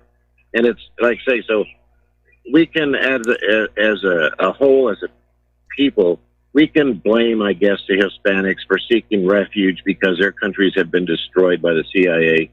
They've left their death squads down there, so there's no social reform whatsoever. They've assassinated all their spiritual leaders, the priests, the nuns. I mean, is there anything different from down there than what you see going on in America today? No. Nope, not at all. So Americans have to stand up sometime. They have to stand up sometime and at least say something. But it's nice, I guess, if you're distracted by, say, Trump's going to decriminalize homosexuality. I mean, that really means a lot for us, right? I mean, these are all distractions from what the government is doing. Like, in the meantime, corporations are ripping us off. And Trump can talk all he wants about the stupid stock market. How many of us are in the stock market? None. It's those big corporations. Yes. It's a corporate takeover. And, anyway, right now, Americans are still looking at what corporate media shows them on those TV screens, and they think that's the world. But I think something's going to happen that will literally shake America up and wake the American people up. And it could be a nuclear exchange between Pakistan and India. But there are, unfortunately, a lot of Americans who just don't want to face up to what has happened to this country. Right. And it's like Bolton is basically a direct, what was it, Pompeo? I think it's Pompeo. The direct threat basically to Russia that, it was like a mafia dons, that don't even think about coming down into Venezuela. Yes. And this has been the same thing, like the Cuban Five. The Cuban Five, when I started researching that, they were all FBI informants. They turned basically state's evidence on all the bombings in Miami and Cuba and were arrested for it, and they served time, and the bombings and the everything went on. And this was to disrupt the Cuban government. Yes. And it's the same scenario. Just even Noam Chomsky would just say, just interchange the country's name. It's the same premise on every one. We're going to bring freedom and democracy. And then on the last thing I want to tell you, it's bad enough that on Military Times they're talking about in the opinion section about lowering the draft age and inscription age to 16. Yes. But when the Air Force comes out 2 days ago and says we're putting a pause on things because of the suicide rates, then we have the active duty Marines, 57 last year, 22 in special ops that committed suicide, the 8,000 veterans a year that commit suicide, the VA knocking off 307,000. There is something morally wrong on this, as well as that video I told you about before, that psychiatry in the military. If anyone hasn't watched that, they should. It's about an hour long like that. But 98%, this is confirmed, 98% of the soldiers are on SSRI drugs. And so when you hear about Fort Hood shootings and stuff like that, and each one they have documented that just started taking that's whatever medication. All right, Keith, I hate to cut you off, but we got to take a break for commercials. Back with more phone calls after these few words. Aloha, America. Welcome back to the show here. We're going to go back to the phones to Sherry in Kansas. Aloha, Sherry. Welcome to the show. What's on your mind? Hello, Mike. About 15, 20 years ago, I read a book called War at the Top of the World by Eric Margolis. He's a Canadian author, but he was reporting on that part of the world for like 25 years when he wrote this book. And he said that and it was about the Himalayas. And he said the reason that India will not let go of Kashmir is because the headwaters of one of their major rivers starts in Kashmir. Okay, that would be a very important resource to guard and protect. Somebody else just sent me an article, Kashmir, Why India and Pakistan Fight Over It, and this is from the BBC. And they're basically saying that earlier rulers of Kashmir aligned with India in exchange for protection from raiders from Pakistan. So that's the reason why India exerts more control over Kashmir. But Pakistan wants it back. And if there is a nuclear exchange, that river may not be safe to drink from anymore for a long time. Yeah. Anyway, that's all I had. All right. Well, thank you very much for that insight. That's worth thinking about. We're going to switch over to James in Vancouver. Aloha, James. Welcome to the show. What's on your mind? Yes. Thank you for taking my call. I wanted to talk about the mass shootings, but I wanted to mention two things in light of that. It appears to me that America, for a couple of years now especially, is suffering an insurgency. That is to say, especially since Donald Trump's been elected, there's been an organized effort to get rid of him. And they've been trying everything they can. And so what these mass shootings are is they've upped the ante. And this is a textbook insurgency situation where things are going off or things are exploding, and now you have the media pointing the finger at the president. And this has happened in a lot of different countries. Well, my concern is that if the media, the corporate media, succeeds in convincing the majority of Americans that Trump is just not a good president, then it raises the possibility of an outright assassination. And the reaction of the American people is going to be, oh, well, better off without him. As opposed to like when John F. Kennedy, who was well liked by the American people when he was assassinated, it was a traumatic event for the entire country. Right. Well, I'm not sure that it wouldn't be traumatic now. I remember I was around in the Kennedy assassination, and it was extremely traumatic. And I don't think America should go through that again.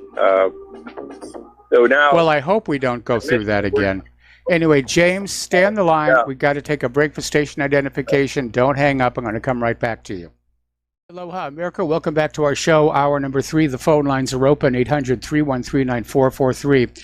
And we're talking with James in Vancouver about this constant, ongoing effort to remove or demonize or get rid of Trump ever since Hillary lost the 2016 election. And you have to wonder, why are they bothering? Because Trump has proven to be such a weak leader that he's basically giving the deep state pretty much everything that they want. And it's hard to imagine that all of this fury and all of this corruption and this whole Russiagate thing is just coming out of Hillary's desire for revenge. But in that rarefied atmosphere at the top of the political world, stranger things have happened. Right. Okay, so I called it the insurgency. And now what we can do is, and what we're doing right now is actually launching the counterinsurgency. The counterinsurgency is simply based on the American people exercising their First Amendment, saying what's on their mind. Yes. The Second Amendment, the First Amendment, we using our First Amendment will protect our Second Amendment in the long run. But what we have to do is we have to talk to people like you. We have to phone people like you. We have to get on platforms, and we have to exercise our First Amendment rights. Maybe President Trump hasn't done everything correctly. Okay, I understand that. But the United States of America is, I believe, being destroyed by this insurgency. People are financing this insurgency. And if you remember the Vietnam conflict, yes, the same kind of rhetoric was used to demoralize America and the American people. And I refer you to Sun Tzu, The Art of War, who said, take the city intact. And by that he meant, don't waste your armies taking the city, rather demoralize the population of the city and simply get them to give up. Yes. Or some such thing like that, or poison their wells, or whatever it takes. But it's dirty tricks. It's not, fighting on a battleground. And I would encourage everybody to remember what happened in Vietnam, how we were gaslighted, how we were bullied, and the Kennedy assassination itself was an act of bullying the people. And there's dark forces that want to take over the country, and I would encourage everyone to exercise their First Amendment right. And that will be the counterinsurgency. Because we're not hurting anybody by saying what's on our mind. Well, see, coming back from the liberal left, the idea is now that, yes, when you say certain things, you hurt people, you trigger them. And again, that's their effort to trick you into, not saying what's really on your mind, not speaking your piece, but to voluntarily surrender your First Amendment right. Yes, I agree with you in that point. But nevertheless, your program, and I've listened to many of these programs, we're talking about common sense here. Okay. Now, no matter how they want to, what's the word? Mess around with the truth. Okay. Common sense is still common sense. Water flows downhill unless you have a pump to pump it uphill. You're not going to get too far with this green party, this green agenda. That's not going to work. There's people in the government of the United States that are openly committing treason. These are all things that can be talked about, I think. Yes. And the last caller, they should be talked about. Was Keith. The last caller, Keith. Of course, he hit it right on the head. Back in 1961, I was watching TV. I was watching General Motors was #1, and I was watching programs on American TV, and I was living the American dream. And yeah, people around the world were suffering. They were suffering because we were living high on the hog. I get that. Nevertheless, it's the United States of America. And it goes back to the founding fathers, it goes back to the Constitution, and it goes back to the Bill of Rights. And that's what I want to tell the American people today. Thank you very much. All right. Well, thank you very much for that. And yes, it's all about that Constitution and the Bill of Rights. And those are the rules under which we, the people, allow the government to act as custodians of our national sovereignty. Unfortunately, what we have today is so far away from that Jeffersonian dream. that I'm sure we could solve the energy crisis by putting a belt around Jefferson's body because he's got to be spinning in his grave. We're going to do a shout out now to our on-air affiliates who are just now rejoining the network, and we're going to go back to the phones to Rob in New Orleans. Aloha, Rob. Welcome to the show. What's on your mind? Hello, Mike. How are you? Nice Doing to talk fine. to you again. Yeah, well, first of all, I want to welcome you in advance back to the mainland. I'm a former Aina, and there's still a lot here that's very beautiful and still a great place to be, I think. And my topic is race, because I've been listening for a while to your show, and I have to say, the people who call in and to discuss this topic seem just horribly misinformed, and I think they're not having the country stolen from them. They're handing it over through ignorance.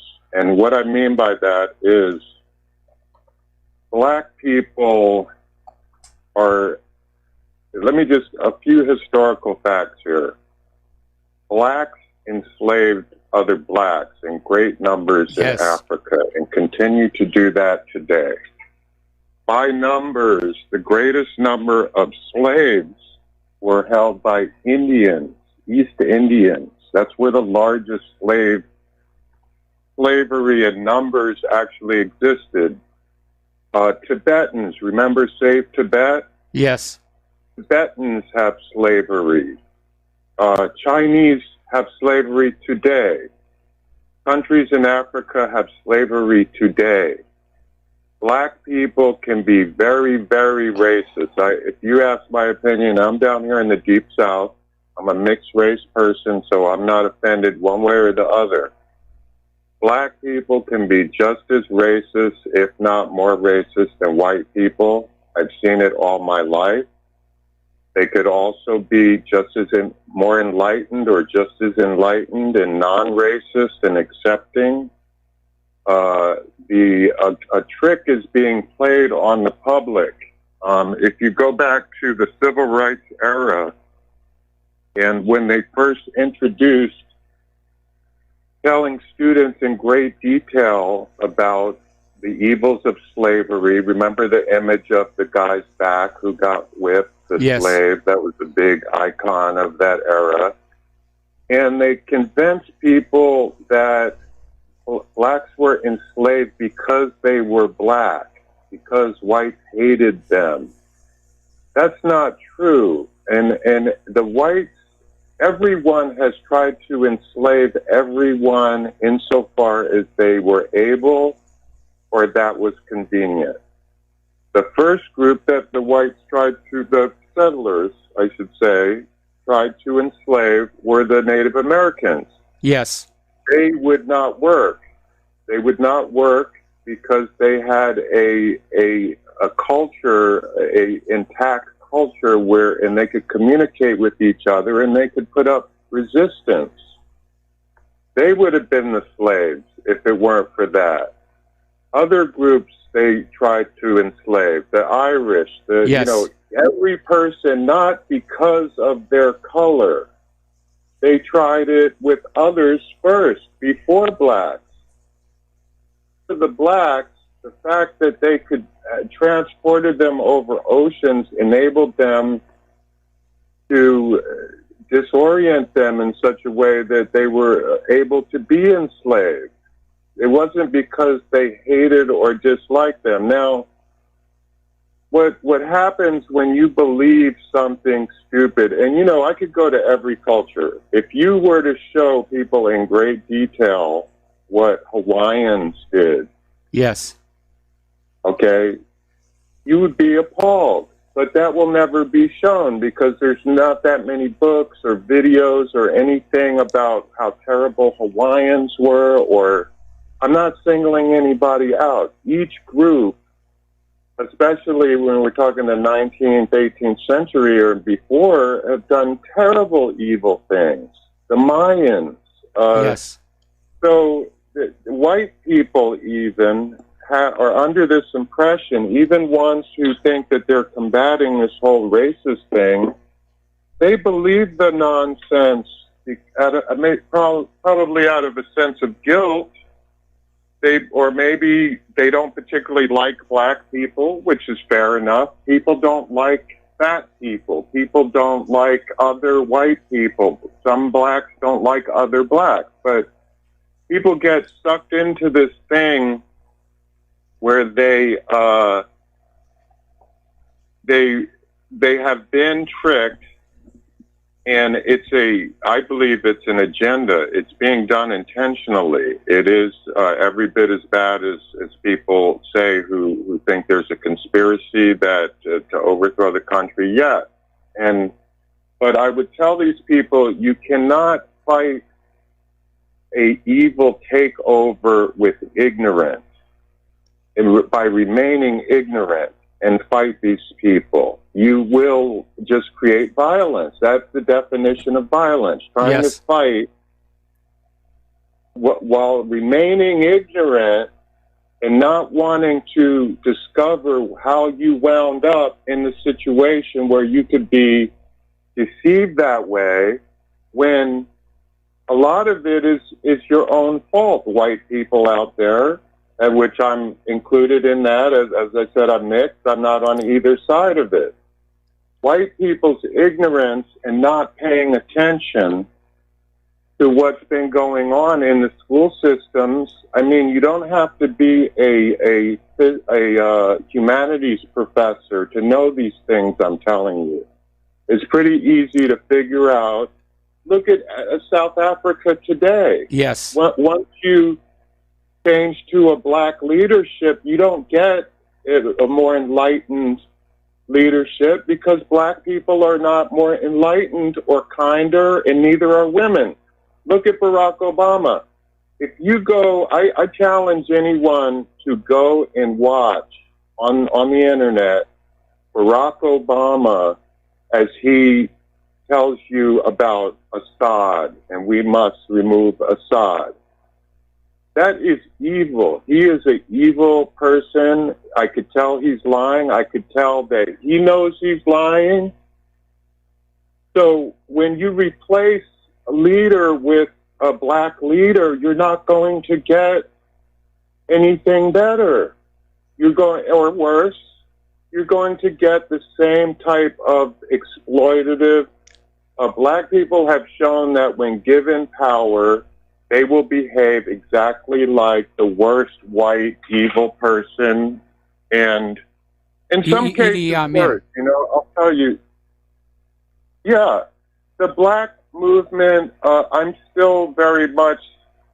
I love black people, and as I said, you can't lump any group together. I was fishing one day, and a young black guy came up to me and started talking, and he was one of the most intelligent, articulate people I've ever talked to. I was completely humbled, and I have an Ivy League education, and I don't think he's even been to college, and he humbled me with his just this intelligence. So I don't lump people together, but there are tendencies. Okay, Rob. Okay, where is this all going? I think we need a conclusion to wrap up the call. Okay.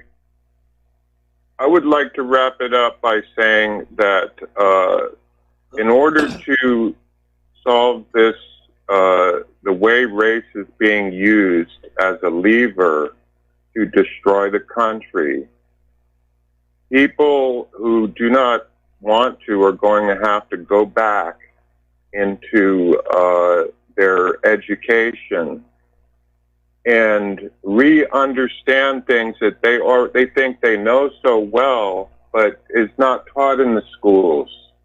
Such as there's books about slave trade in Africa. They need to understand that there was a movement against slavery in England. The abolitionists in England. Why is there no abolition of slavery in China by black people today? You know, people are allowing themselves to be drawn into a false dichotomy And from that position, I see nothing but violence and ignorance continuing to flourish. All right. Well, that's my conclusion. So thank you very much for the phone call, Rob. We're going to let you go here and switch over to Jim in New York. Jim, thank you for waiting so patiently. What's on your mind?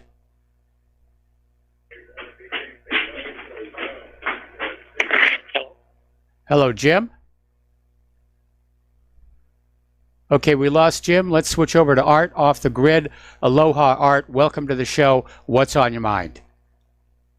Yeah, Mike, I want to talk about a little research I've just recently done over the past couple of days. And I haven't done this by myself. I've had people helping me. You know, we've been out looking, scanning the internet, looking for anything that we can find to try to get a better idea of these the people who are committing these shootings. And the only criteria that we based this on was any shootings where 4 or more people died. That was the only criteria. Now, people are going to be shocked by this. Maybe, some people won't, because some people are going to, hold on, let me switch hit the mute button on this radio here. There we go. Some people will be shocked by this, some people won't. But here's what we found. So far, just in 2019 alone, just this year alone, so far, we have had, get this, 98 incidents across the country where 4 or more people were killed in a shootout or a shooting or anything using a firearm where people die. 98 incidents. Now, of this 98 incidents, 75 of them are not white. Now, that's 75, 85, 95. That's 23 of these incidents were done by white people. 60 of them were done by black people. Yes. And the remaining were done by either Asians or Hispanics. Now, out of 98, only, out of 98, 75 of them are non-white. Why are they making this a white nationalist issue? Because it is the argument that they have been using to try to get the guns. And remember, Joe Biden said, if elected president, he would absolutely be willing to do a gun seizure of any assault-style weapons. Yep. No, white people are being... do not lie. Oh. No, white people are definitely being demonized in this country right now. It's like you can't say anything bad about anybody else, but it's open season on the white people, and we do seem to be headed the same direction as South Africa. So, Art, thanks an awful lot. We got to take a break for commercials, and we'll be right back. And aloha, America. Welcome back to our show here. Let's talk about Jeffrey Epstein for a little while here. Apparently, Epstein was able to maintain ties to Wall Street both during and after his 13-month work-release jail stint in 2008 and 2009. It is only just now that the heat is back on that Wall Street is starting to distance themselves. They may have a feeling that this is going to blow up into being a major scandal, and they don't want to be part of it.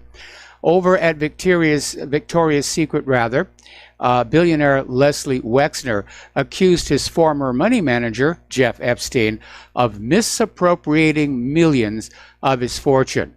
The Wall Street Journal reported that Wexner, the billionaire behind Victoria's Secret, issued a statement to members of the Wexner Foundation alleging that more than $46 million of his family's fortune was uncovered after the L Brand CEO decided to cut ties with Epstein in 2007. And the Journal reported that Wexner began severing ties with Epstein after allegations emerged involving Epstein's sexual abuse of underage girls. And, of course, we're still waiting for those files to be released. I thought they were supposed to be released yesterday. Okay, there is a movie coming out this fall, maybe. And It's called simply Hunt. And it's supposed to be a satire. And it's all about privileged vacationers hunting deplorables for sport. And it's ruffling feathers more than a month before its scheduled release after what happened in El Paso, Texas and Dayton, Ohio. So The Hunt is billed as a satire that follows wealthy thrill seekers taken by a private jet to a 5-star resort where they embark on a deeply rewarding expedition that involves hunting down and killing designated humans. I would have loved to have heard the elevator pitch on that one, but I certainly have absolutely no desire to see that particular movie. All right, turning to the international news, as you're already aware, the ceasefire that they put together in Syria has already fallen apart. The jihadis are still attacking, and the Syrian military vows to resume operations against the al-Qaeda militants, and they're making fresh gains in the battle for northern Hama. So that has really cranked up.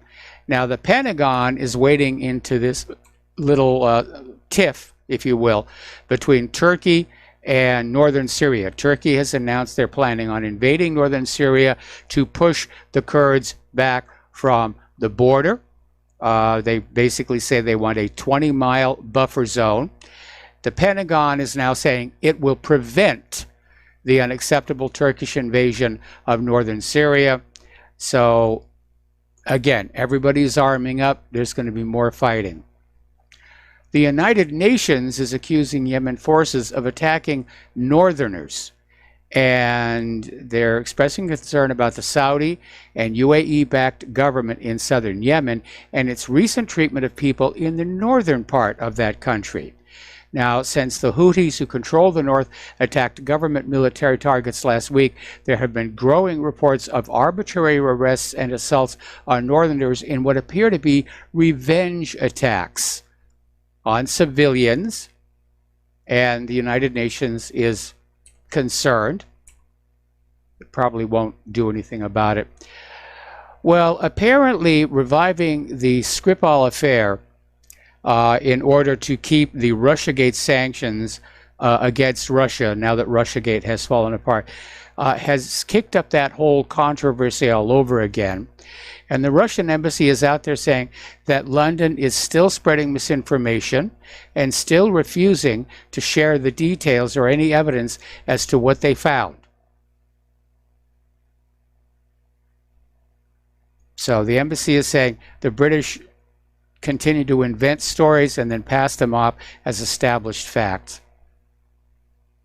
Over the Bering Sea, Russian Tu-95 bombers in international airspace were shadowed by U.S. jets, 4 U.S. fighter jets, and the 2 bombers were out at sea on Thursday on a 10-hour patrol flight over the neutral waters of the Bering Sea as part of the Ocean Shield 2019 large-scale naval exercise. And the 4 U.S. warplanes basically came up and flew alongside them. All right, getting back to India and Pakistan, and we already mentioned this earlier in the show, heavy firing reported between the Indian and Pakistani military along the line of control. Pakistan Prime Minister warns of war with India over the Kashmir crackdown. Interestingly enough, Israel's getting involved on the side of India. They apparently sent warplanes in to bomb an Islamist jihadi base. All right, we're going to take another break here for commercials, and we'll be right back after these few words. And aloha, America. Welcome back to the show here. We're recapping the situation in India and Pakistan. And basically, Pakistan has banned Indian flights from its airspace and raised their alert level.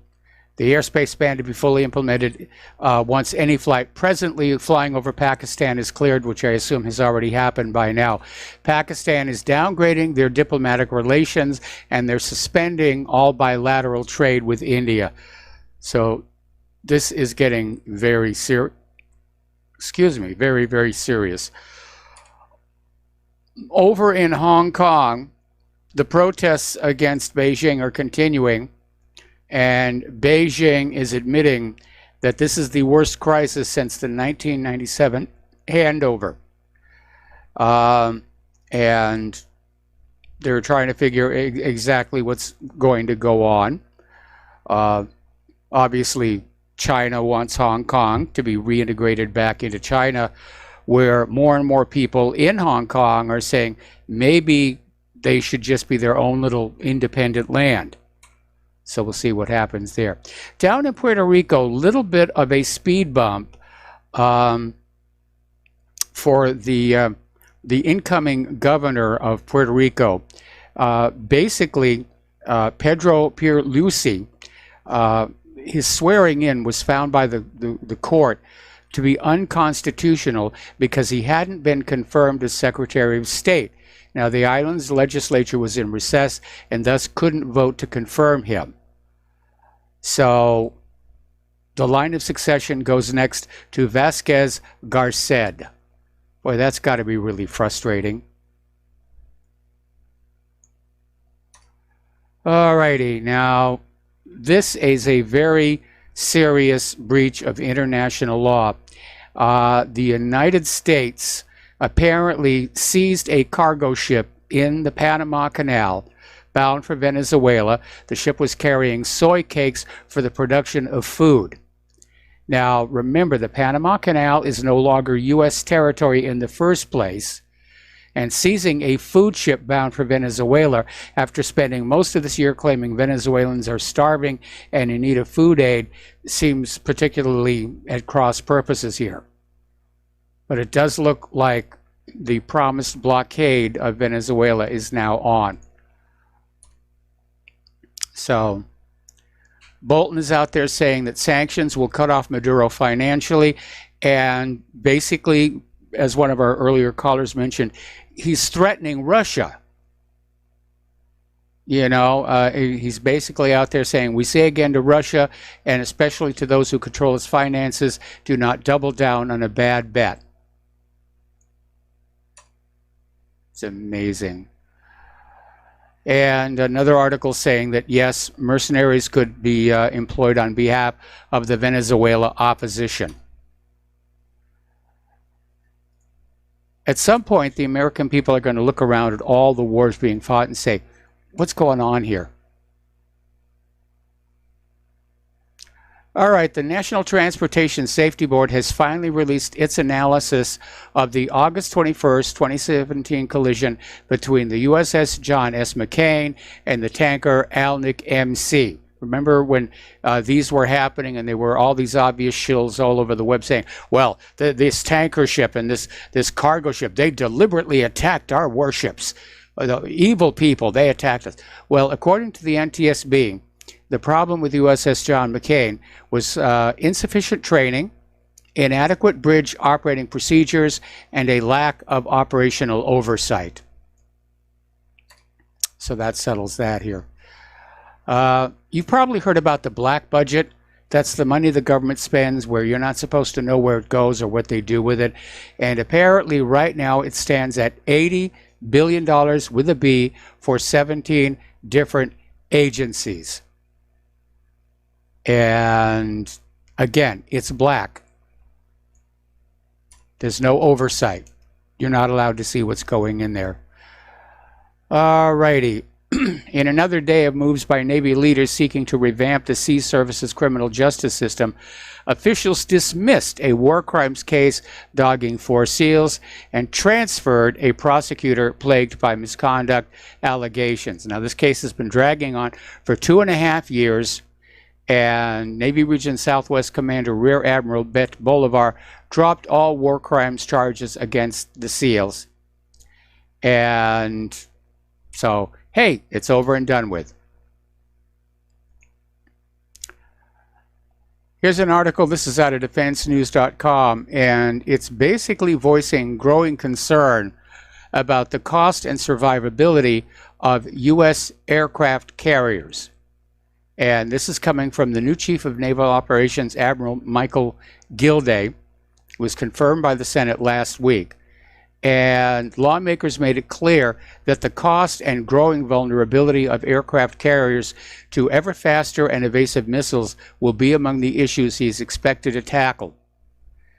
Now, the carrier, of course, is the Navy's main force projection tool, and yet it became a punching bag for several lawmakers at Gilday's confirmation hearing, as they alternatively raised the threat posed by Russian and Chinese hypersonic missiles, and berated the Navy's future top admiral for the significant delays and cost overruns associated with the new carrier, the Gerald R. Ford.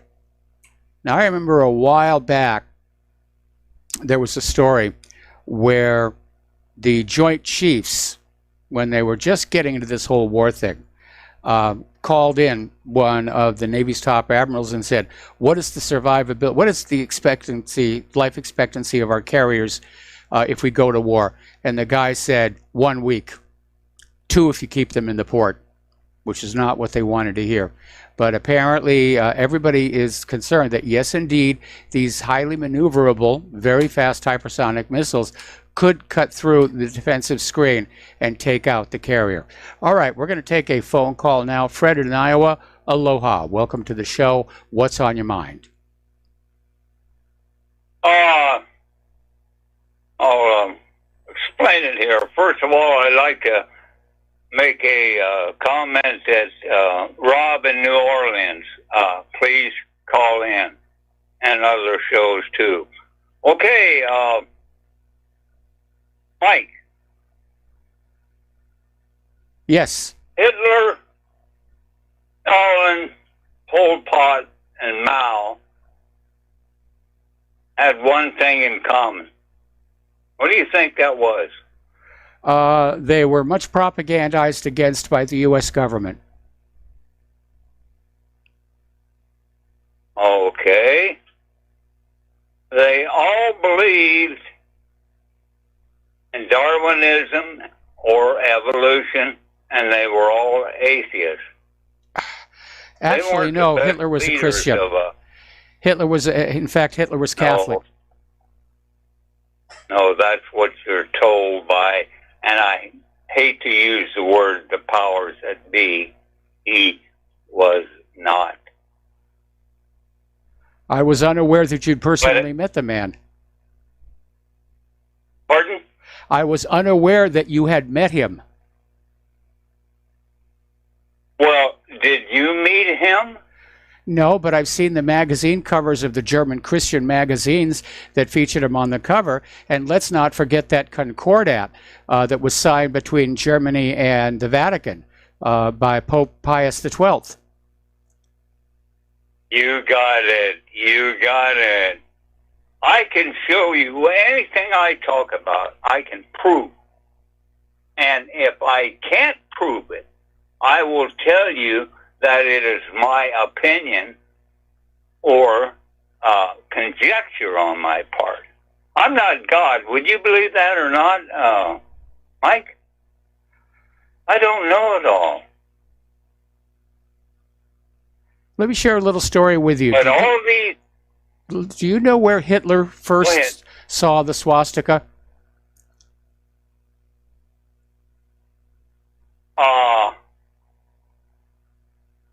Probably on a priest robe.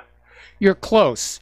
It was a decorative door motif at the monastery of Lambach, where Hitler sang in the choir as a small boy. The emblem goes back to the time of Egypt. That's when it was first designed by the occult, by the esoteric people in control, as they are in control today. But well, I mean, the symbol has meant... you would agree that you wouldn't... The symbol has meant many things to many people throughout history. To many, it was a sign of good luck. To others, especially if you look at the bent arms there, it was basically to symbolize the warding off of evil. There's even one of the statues of Buddha in China that has that same symbol carved into the stomach. We're right on. And these symbols, the esoteric, the high up leaders know what they mean. The Goyen, or the proletariat, or the lesser people, they know nothing about these signs. They're being given a different information about them. Such as the Masons, 31, 32, and 33, no. Masons in up to the 7th, 8th degree don't know squat. Only the esoteric knows it. And it's the same with all occult society. And it's an occult society that is in charge and control of this globe, this earth right now. And as the Christians say, that God is in control, yes, the ultimate control is there. But the prince of this world, the occult society, and there is a leader, is control of this world. Would you agree with that or not? There are a lot of different factions vying for control of the world. I don't agree that there is a single monolithic power in control of it all. I see it as various factions. The financial faction, there may be some people who have occult beliefs who see themselves as contending for control of the world, but I don't think they actually have it just yet. Anyway, Fred, we're getting short on time here. I'm going to let you go. We're going to switch over to Jim in New York. Aloha, Jim. Welcome to the show. What's on your mind? You were talking about the history of swastikas. This may come as a surprise to many people, but in the second temple, the Jewish temple in Jerusalem, there were several entrances. One was for the non-priests, for the non-Kohanim, the regular population, and there was an entrance that came, it was like about 100 feet long through the side of the Temple Mount. And it's discussed in the Talmud, and it exists today through archaeological digs. And the motif on the walls of that tunnel is interlocking swastikas. In other words, the tip of each of the 4 parts of the swastika is interlocked with other swastikas. They're all attached together in one big motif. So, for what it's worth, that is actually a fact. Okay, well, that's all I want to say today. Thank you for that that update and information. Yeah, it's a symbol that has been used by many cultures throughout history, and for different reasons and different meanings. And of course, the Nazis have permanently stained it. So even those people who might like the symbolism of it as a good luck charm, oh, you can't do that, you're a Nazi. All right, we talked the other day about how the CDC has ordered the shutdown of USAMRIID, which is the military biological warfare lab at Fort Detrick. And apparently the cause for this, they're concerned about some of these pathogens getting out through the wastewater. Now they're talking about the BSL-3 and BSL-4 laboratories. And apparently this goes back to 2018, where there was a flood at the Fort Detrick facility, which damaged its steam sterilization plant.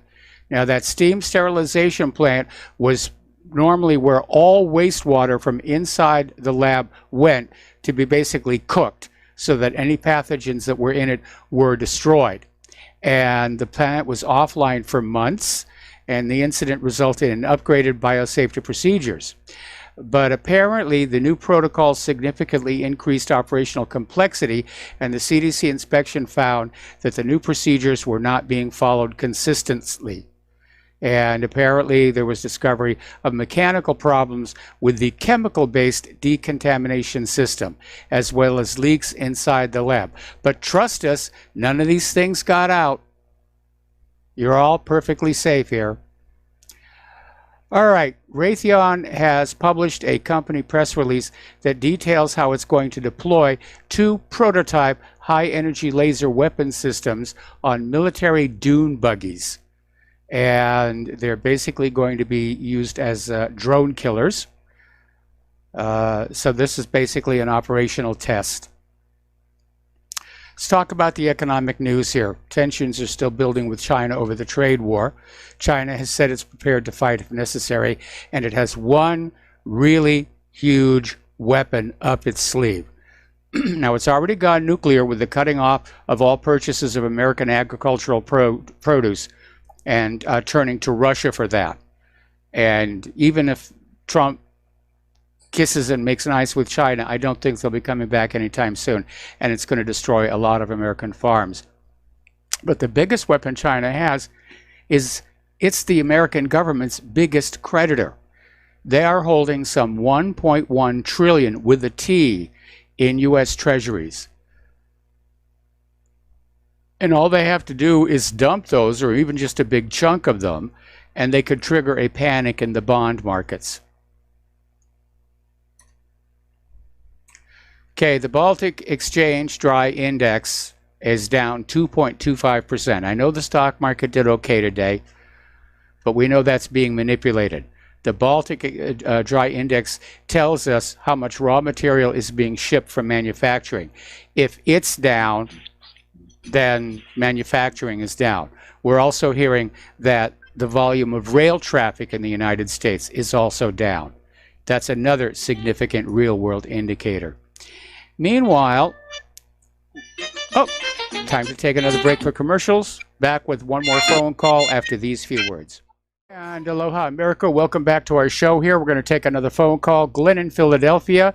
Aloha, Glenn. Welcome to the show. What's on your mind? Hi, Mike. You know, I was just thinking that if you consider this conflict between India and Pakistan, along with the circumstances of the founding of Pakistan in 1947, yes, it sort of goes to show that land for peace two-state solutions don't necessarily work. Well, there are a lot of other factors here. In this case, it was this disputed area of Kashmir, just like we're seeing the tensions build up over the disputed islands of the South China Sea. And now there's another one that's, the Kuril Islands. Now they're heating up over the dispute there. Right. But I mean, the India-Pakistan thing, I mean, you know, they drew a line and they said Muslims on one side, Indian and Hindus on the other, and it was supposed to solve the problem. And you know, it's very analogous to the Palestinian problem, just where there's a specific area of real estate, just like you know, and then we'd see the same thing. I'm relatively sure we'll see the same thing about drawing borders if they attempt a two-state solution, you know, with Palestine and Israel. But I'm anyway. not entirely sure that that's accurate. And again, if you go back and study the history of the Kashmir region, Kashmir was always in flux. Now, if there's a two-state solution between Israel and Palestine, there's going to be a hard line drawn. This will be Israel, this will be Palestine. And as long as Palestine is allowed its sovereignty and the freedom to engage in commerce, I don't think there's going to be a big problem. The issue over the Kashmir region is that both Pakistan and India claim it. Now, that would be analogous to trying a two-state solution between Israel and Palestine, with both of them claiming, for example, East Jerusalem. Right. It's a shame that they didn't tie off that loose end in 47 when Pakistan was founded. And even then, thousands and thousands of people died throughout the transition and all that. It was a very having horrible situation. And then, of course, Pakistan wasn't able to hold themselves together, and that whole eastern section broke off to become Bangladesh. Right, exactly. All righty. Thank you, Mike. Take care. All right, thanks an awful lot. We're going to let you go. We're not going to take any more calls because we're at the end of the show here. Walgreens is going to close 200 stores here in the United States, and what they're describing as reviewing their U.S. footprint. And apparently they're also paring back their locations in Great Britain. So it's another indicator the economy is slowing down. White House is going to unveil a rule banning agencies from doing businesses with Huawei. And so that little tiff is still going on. Okay, Mike in the control room is saying Pizza Hut is closing 500 locations.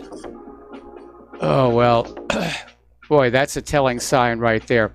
All right, there's the music. Time for me to get on out of here. I got to get more packing done for the move.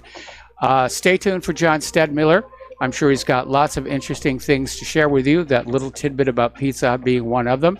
Please take what you learn here, share it with everybody that you know. Please donate to RVN. Please donate to whatreallyhappened.com. We'll be back here tomorrow with the lovely Lady Claire, and Aloha America.